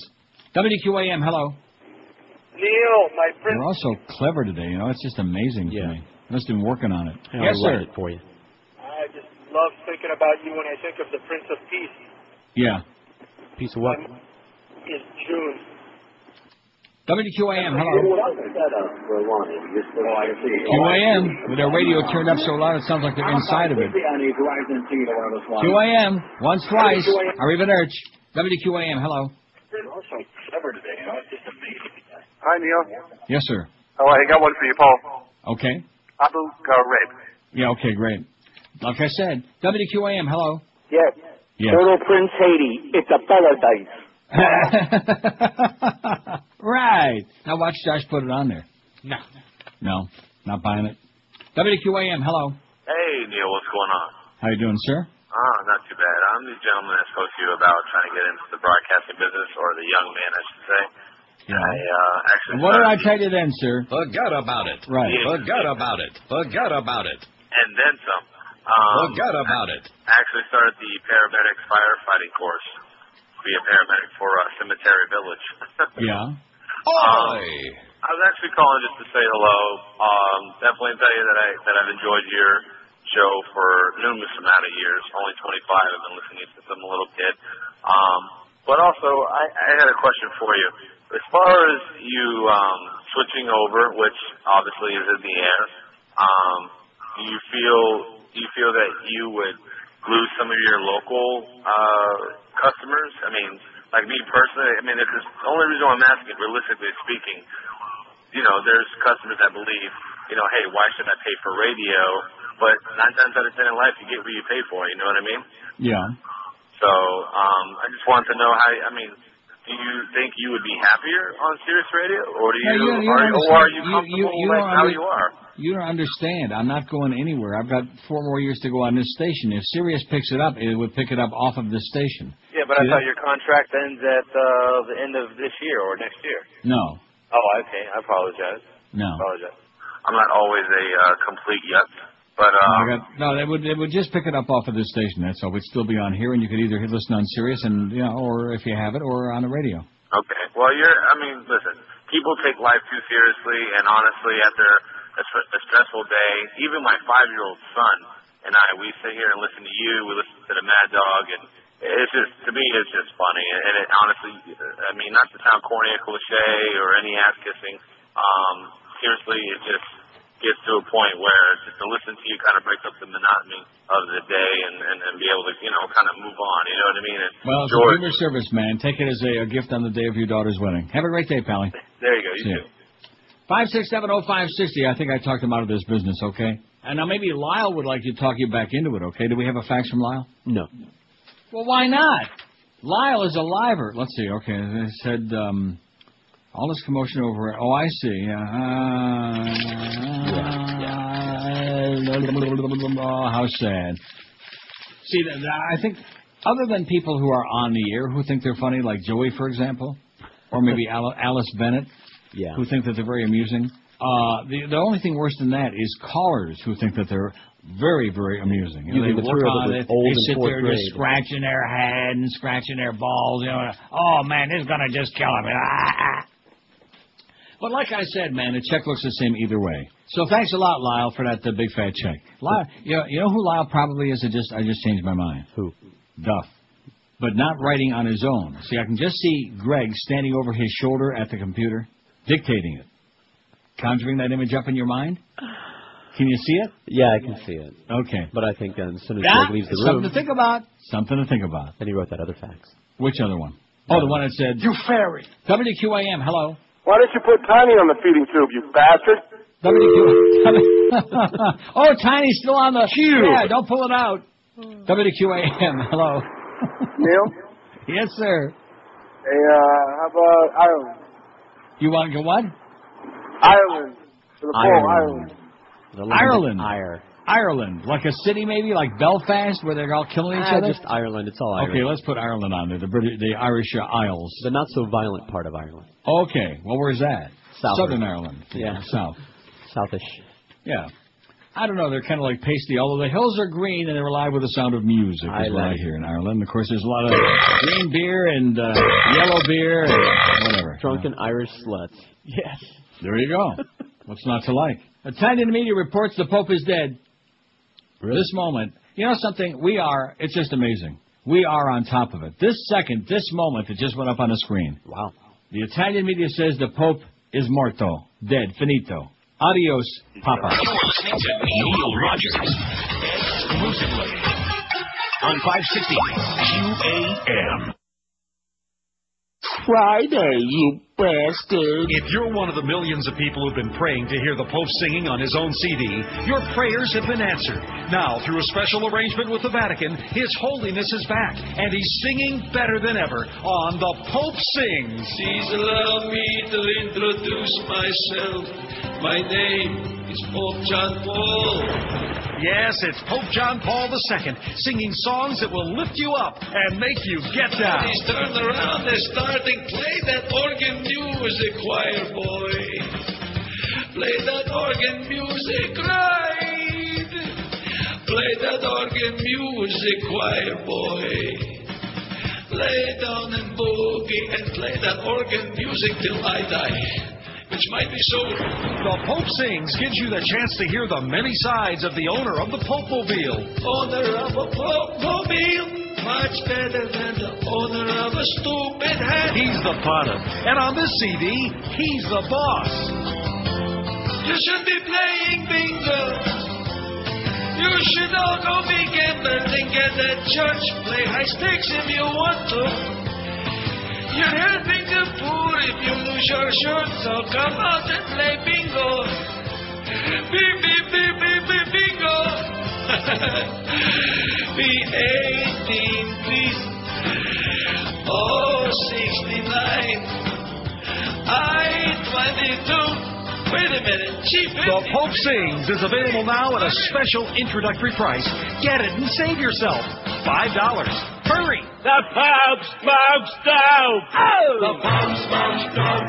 God gave him the grace. The Pope smokes dope. I'm dying over here. there smoking mass. The Pope smokes dope. He's a groovy head. The Pope smokes dope. The Pope smokes dope. Oh yeah. Oh yeah. Oh yeah. Got him high on masculine, facing high and fat. Popes in Rome get stoned on grass. Jesus freaks out back. Jesus Christ, a super hippie, never shut up junk. Popes in Rome get stoned on road. Priests in church get drunk. The Pope smokes dope. God give him the grass. The Pope smokes dope. He likes his fucking ass. The Pope smokes dope. He's a groovy head there. The Pope smokes dope. The Pope smokes dope. Oh yeah. Oh yeah. Oh yeah.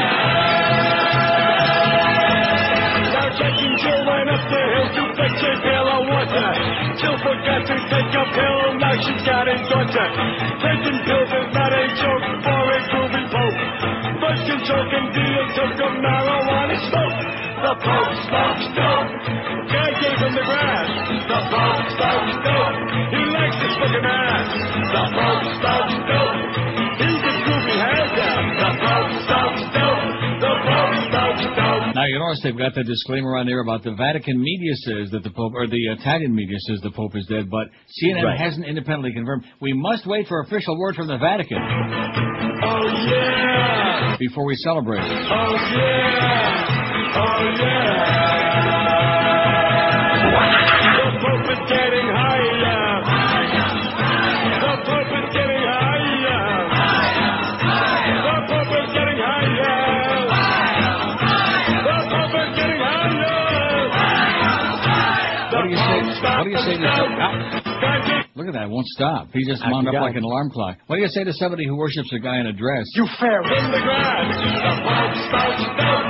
He likes his smoking ass. The Pope smokes dope.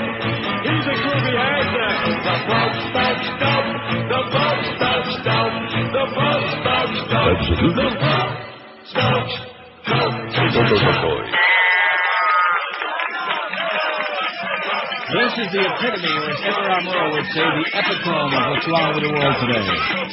All of this hocus-pocus, man, all this religious horse manure. You can smell it all the way here. But, Neil, you've been in Rome a million times. Haven't you ever been to the Vatican? No. I don't go anywhere near there. I don't want to smell it. 5670560, so let's see. We must wait for official word from the Vatican, but, and if you think the Terry Schiavo thing was wild, you ain't seen nothing yet. All weekend long, you're going to have the Pope coming out of every part of your body, whether you want to or not. So I'd put my TV in the bottom of the swimming pool. Be a good idea? Okay. Yeah, for a couple of days. Well, you know what I'm saying is right. It is going to be just unbearable. It is going to be unbelievable. Just crazy. And now we got that whole thing going on where they're all going to be sitting around. All the Cardinals are going to be sitting around, and some of the Red Sox and the Yankees, and, you know, we got to pick the new Pope, and we got to, a little... And, of course, I love the way they said there's no politics involved. Right. That's all that it is. Right. And one day the guy's just a Cardinal in that very nice outfit with the red and the black and the whole deal, and the nice the nice schmata on his head. And then all of a sudden, poof, you're a Pope. And now it's the Holy Father. Right. Now he's got that bat line to God. See, before, when you're a Cardinal, you don't have that red phone like Batman. Right. Yeah, but now he's got the bat line. And if Commissioner Gordon ever picks it up, well, he's really in big trouble because he's a Baptist. 5670560, pound 560 on the Verizon and Singular Wireless lines. WQAM, hello. Hey, talk to Neil? Yes, sir, speaking. Hey, Neil. Did I hear this morning that they get to smack him in the head with a silver hammer? Got that? No. You following it? Could you explain Follow the bouncing balls? WQAM, hello. Uncle Neil, why do you Yes? say such nasty things? Do you think it's a coincidence? I go back to, Highlandale Vice days, man. And I remember hearing the bridge tender live. Anyway, I'm walking into Gulf. You heard it live? I remember him live. When Wow. I don't think he's alive now, but I sure doubt it. I remember I think the show, somebody man. pulled his cube. I'm walking into Gulfstream Park to plunge my brain. But do you think it's a coincidence? One day apart, Terry and the Pope? And what if Jerry Falwell kicks it tomorrow? Oh, my God, a Wow. trifecta. I'm going to bet it right now. All right. Have a good time, Pally. Okay. 1, 2, 3. Got going into the Gulfstream. You didn't sound old enough to be going into the Gulfstream, quite frankly. 5670560, pound 560 on a Verizon and Singular wireless line. Il Papa, one of the most Stone Age. You know, somebody said to me the other day, well, this is one of the most beloved popes. I don't think so. I think Pope John was the one that was beloved, and the one that was like more progressive and more like, The one that was poisoned? No. Oh. That was John Paul. Oh, okay. Wasn't it? I don't know the Pope. You better know your popes, I because don't. you sure don't know him. I know this one.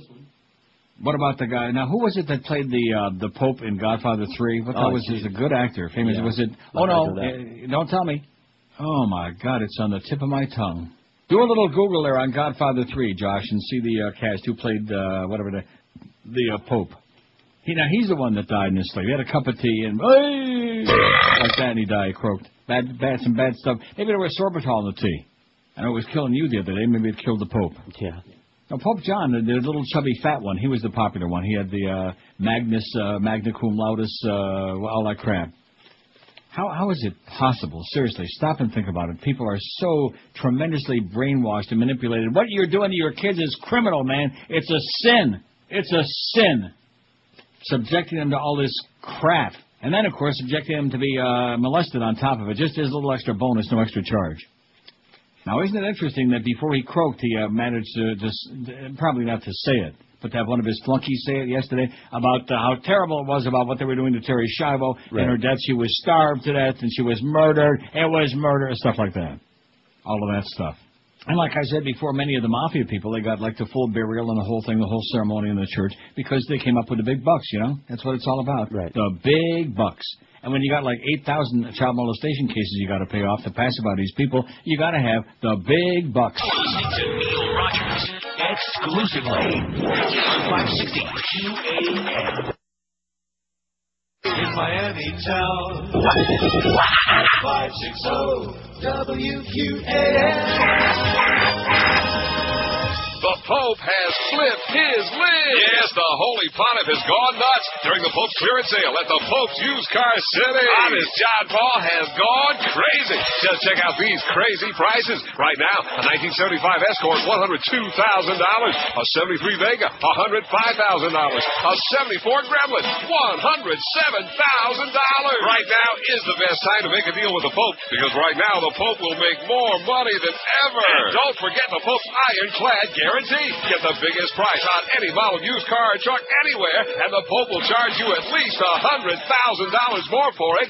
Guaranteed! The Pope's crazy used car clearance. Underway right now at the Pope's Used Car City. He just wants the big bucks, like he said. A little bit of that reverend money, Papa money. Who doesn't? Now, here's the facts. It says Pope John the 23rd was the most beloved. That's what I'm talking about, little chubby John. Pope John. Then Paul VI. Then John Paul I, who was the one that was poisoned, and then John Paul II is the one that just croaked. That's the most recent popes. That's a whole bunch of popes, a whole string of them. And, of course, throughout history, there have been some really interesting popes, you know. Oh, yeah. But at any rate, we don't want to confuse it with the facts, because the media will go through this whole thing. And even though, of course, you know, it's so typical of the arrogance of the Catholic Church, the idea of the Pope always, making speeches and telling America about what they ought to be doing about this and telling the rest of the world as if all of a sudden everybody is under his thumb. Well, I guess we're not anymore. But just the whole concept of that, and even a whole lot of Catholics, especially the ones in Italy, are giving him the old Italian salute, like, get serious, get lost, old man. And by the way, nice dress. Nice outfit. Okay, here's Sky Miles O'Brien. Have gone flat. We do not have any independent verification of that. And Alessio, what you're alluding to here is, over the years, we have sort of been told of these things in a very formal, symbolic way in many ways. How do you like that? What's her name? Terry. She died at 9:05 yesterday morning, just before the show. And remember, when Humper came on, I was giving him the thumbs up, the heads up, the heads down. And then the Pope dies right in the middle of the show. See that? Jerry Falwell, I hope you're listening, baby. Purple Tinky Winkies after your ass. 5670560, pound 560. Lyle's going to be calling in just before the end of the show to finally... I think, especially with the Pope's passing, Lyle should go to confession right here on the air, don't you?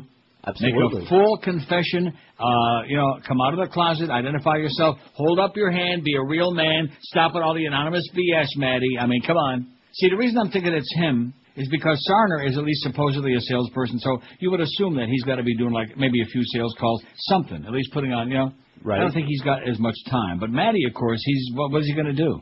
He's got to run the entire building. Like I said, WQAM, hello. Hey, Neil. Yes, sir. Is Australia on the poll? Not yet, but it is now. Australia. Here's a guy that wants to go down under. Good luck to you. WQAM, hello. Yeah, I wanted to give an idea for the vacation and also on the Pope. Yes, sir. Go ahead. Oh, I'm sorry, Neil. How you doing? Don't be sorry. Don't be sorry. Hey, one thing, one of the places I wanted to bring up before was San Pedro, like Isla Bonita down in Belize. Okay, Belize. Belize is a dump, but San Pedro was okay. Okay, San Pedro. San Pedro. And also, this John Paul that just passed away, the pontificus there. John Paul the Tooth. Yeah. The good book that for your readers or your listeners is Behold the Pale Horse, which the author was eliminated last year around April this time frame for maybe putting too much information out. You know what I mean? I see. So that and also the Crucifixion of Truth. So enjoy the books and have a good weekend, bud. Okay, I'll pray for you. Thank you. Conflicting reports among Italian media about the Pope's condition. Here is talking about his cerebral activity, not his heart. All right, Alessio, back to you. This is where it becomes very convenient to have a doctor on call and at the ready at all times. Dr. Gupta. So in other words, he's brain dead. Well, what's news about that? Is that like a bulletin? Ceasing. That's right. Now, Alessio's exactly right on this. The EKG is actually monitoring your heart activity, whereas the EEG is monitoring the brain activity. Very, very different, obviously, not just in terms of the organs that they're measuring in terms of the activity, but also in terms of the significance. Now, we don't want to hear nothing about the Pope's organ, okay? That's disrespectful. 5670560. It's a pipe organ. It's a Wurlitzer. Pound 560 on the Verizon and Singular Wireless lines. WQAM, hello. Neil. Yes, sir. Back at you. WQAM, hello. Hi, Neil. You ever notice George likes to manipulate? WQAM, hello. Yes, how are you? Okay. You and I see eye to eye on a lot of things regarding the way this Pope has essentially, spewed his dogma. I don't agree with anything in terms of the social or even his religious implications. But as a political leader, I got to give him his credit. He did show up in Poland the year after he was invested, and he basically told that government to go to hell. And he got shot a year later, or a couple of years later for doing it. I mean, I think he was a gutsy guy, a gutsy leader in that regard. Ballsy. He had a big pair. That's what they're saying. Yeah, he did. I mean, you got to, in that time, that's most of the popes prior to him, they didn't say boo about that. So did Hitler, So did Hitler.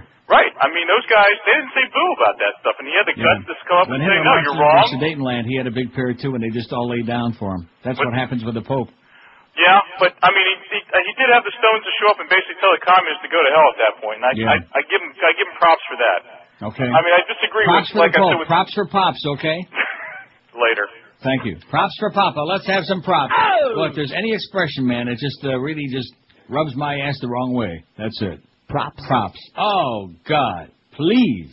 Good call, though. Good guy, but just, he just kind of like, my left armpit starts twitching when I hear that. Going to have a big snowstorm here tonight.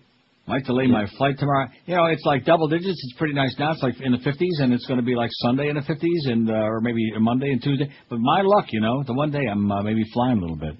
I'll just flap my arms a little bit faster, that's all. Okay. 5670560, pound 560 on the Verizon Singular Wireless line. We got Mo Howard, David 2 coming along. Jim Mandich at 4 from Publix and Davie. And then 6:55, we got the Marlins on deck. Marlins at the Mets in Port St. Lucie at 7:10, Eddie K tonight. Didn't look at those nighttime numbers because, quite frankly. WQAM, hello. Hey, Neil. I think we Yes, got sir. cut off. But Yeah, sure we did. WQAM, hello. Neil God. Yes, speaking. I was calling to tell you the Pope's not dead. They hit him with 5 shots, but he's still alive. But evidently you're ahead of me. Okay. I was going to call before and ask if it would be inappropriate to play a little Mad Dog All Right, but I guess we're a little premature. All right. Well, he's working on it. Okay, and thanks a lot. Chicago Tom. off the list. We don't want any other people from down there moving up. I don't blame you. I take Toronto off there too. And back to you. Just a joke. Just to relax. Okay, just stay calm, cool, collected. A lot of food coming in for you next week, Josh. Conflicting reports among the Italian media, and of course, this is what makes it all the more, makes the cheese more binding, as they say now. Like, ooh, it's like a big mystery. Is he dead? Is he alive? Is he, right? Oh, yeah. I hope it lingers for a long time. Are they still sticking that angel hair pasta in that in his nose? That's the thing. And of course, if he's seeing here, wouldn't this be something if it turns out that the one report that he's brain dead? Right. Because that takes us right back to Terry again. Oh my God! You see the way the Lord works? Mm-hmm. Wow, brain dead. He could qualify for management at QAM, Maddie. I can't wait to see that little weasel, man. I'm going to like go around the building and seek him out because he won't show his face. Sure he will. That wrinkled up little. Nah, he won't. Come right over and sit on your lap. Oh God, what a thought, man. Because I remember once he like saw me in the parking lot and he came very nervously. Came over like and I know that he hates me or which way it was. I'm not really sure what it was, And like a very strange, and I thought to myself, well, what kind of a conflict have we got? One that I don't know about. And that's because just like you, he talks behind my back, see? And of course, I don't know why you keep saying he doesn't hate you, because the fact that he was in that Inquisition meeting. I mean, if you don't understand it, the one that calls the meeting. Idea, see? Would you, what? See, because he told me to my face that he likes me. So what does that mean? Why would he lie? Get out of here. Why would he lie? How about if Greg told you to your face he liked you? Would you believe that? He never has. Why would he lie? Oh, he said he liked me personally, Greg. Yeah, why would he lie? Why would he lie? Why would somebody like that lie, okay?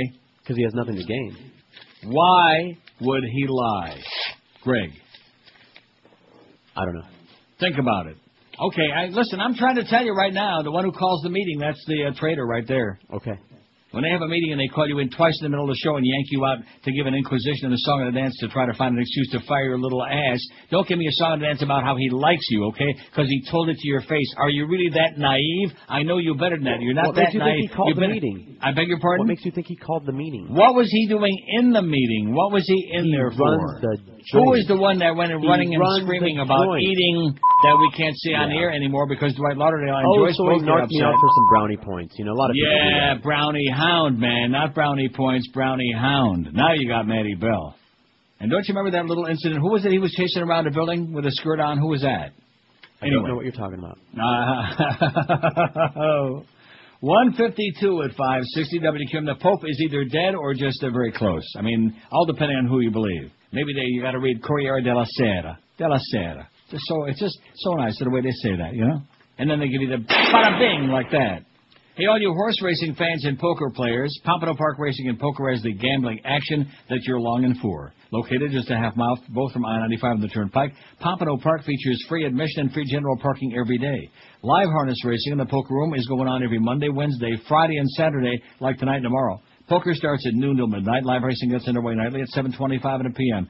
This Saturday, April 2, that's tomorrow, it's $10 for $20 night at Pompano Park. For just $10 cash, you get $20 in Pompano Park money to buy any food or beverage items on the second, third, or fourth floors.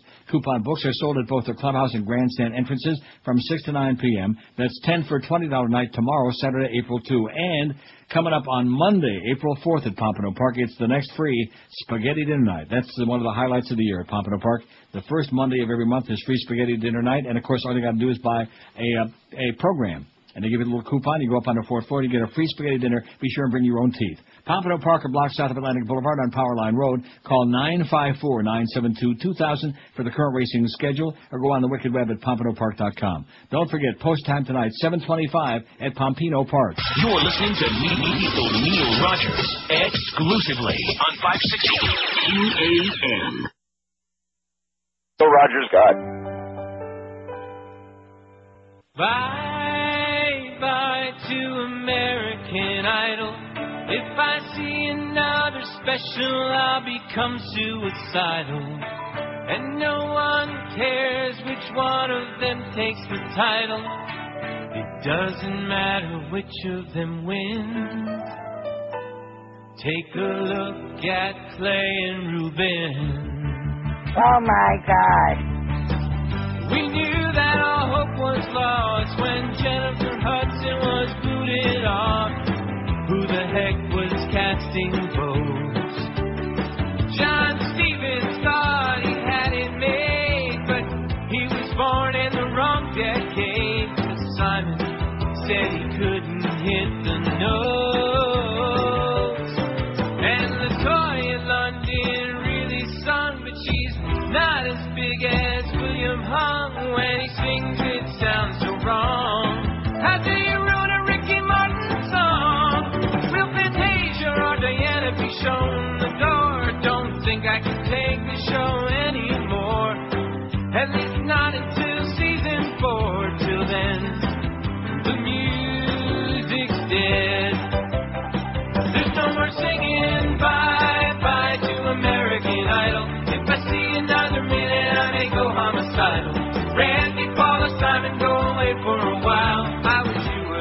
give it a rest. You fairy. And that includes Ryan Seacrest. You fairy. I had to do that. Okay, so anyway, here's the deal. Winter Storm Watch, look at that for tonight. That's not good, huh? I might have to stick around. So did Lyle come in? Did Maddie come in and fess up or what? No, none of And it. no more facts? What a spineless jellyfish coward. That is just, can you imagine that? Hiding behind the anonymity of a phony name. Other than Florida, where in the world would you most want to live is our poll question. 869 vote. Vegas 99. Yeah, you'll be surprised. New York 92. Costa Rica 85. Vancouver 75. Amsterdam 70. Lake Tahoe 48. Going to be very busy out there, Josh. Rome 48. San Francisco 44. Havana 43. San Diego 38. Toronto 36. Paris 33. Los Angeles has got about 30, man. Chicago 20, Ibiza 20, Cologne, Germany 15, Hawaii 11, Berlin 9, La Repubblica Dominicana is tied with Israel 8, same difference, New Zealand 7, Trinidad and Tobago's got 6, Prague 6, Sacramento 4, Copenhagen 3, Budapest 3, Ireland 2, Canary Islands, etc. Only 2 for Florence. Shame on you people, man. Mo coming up next, the Mad Dog at 4 this afternoon. Bye, bye, bye.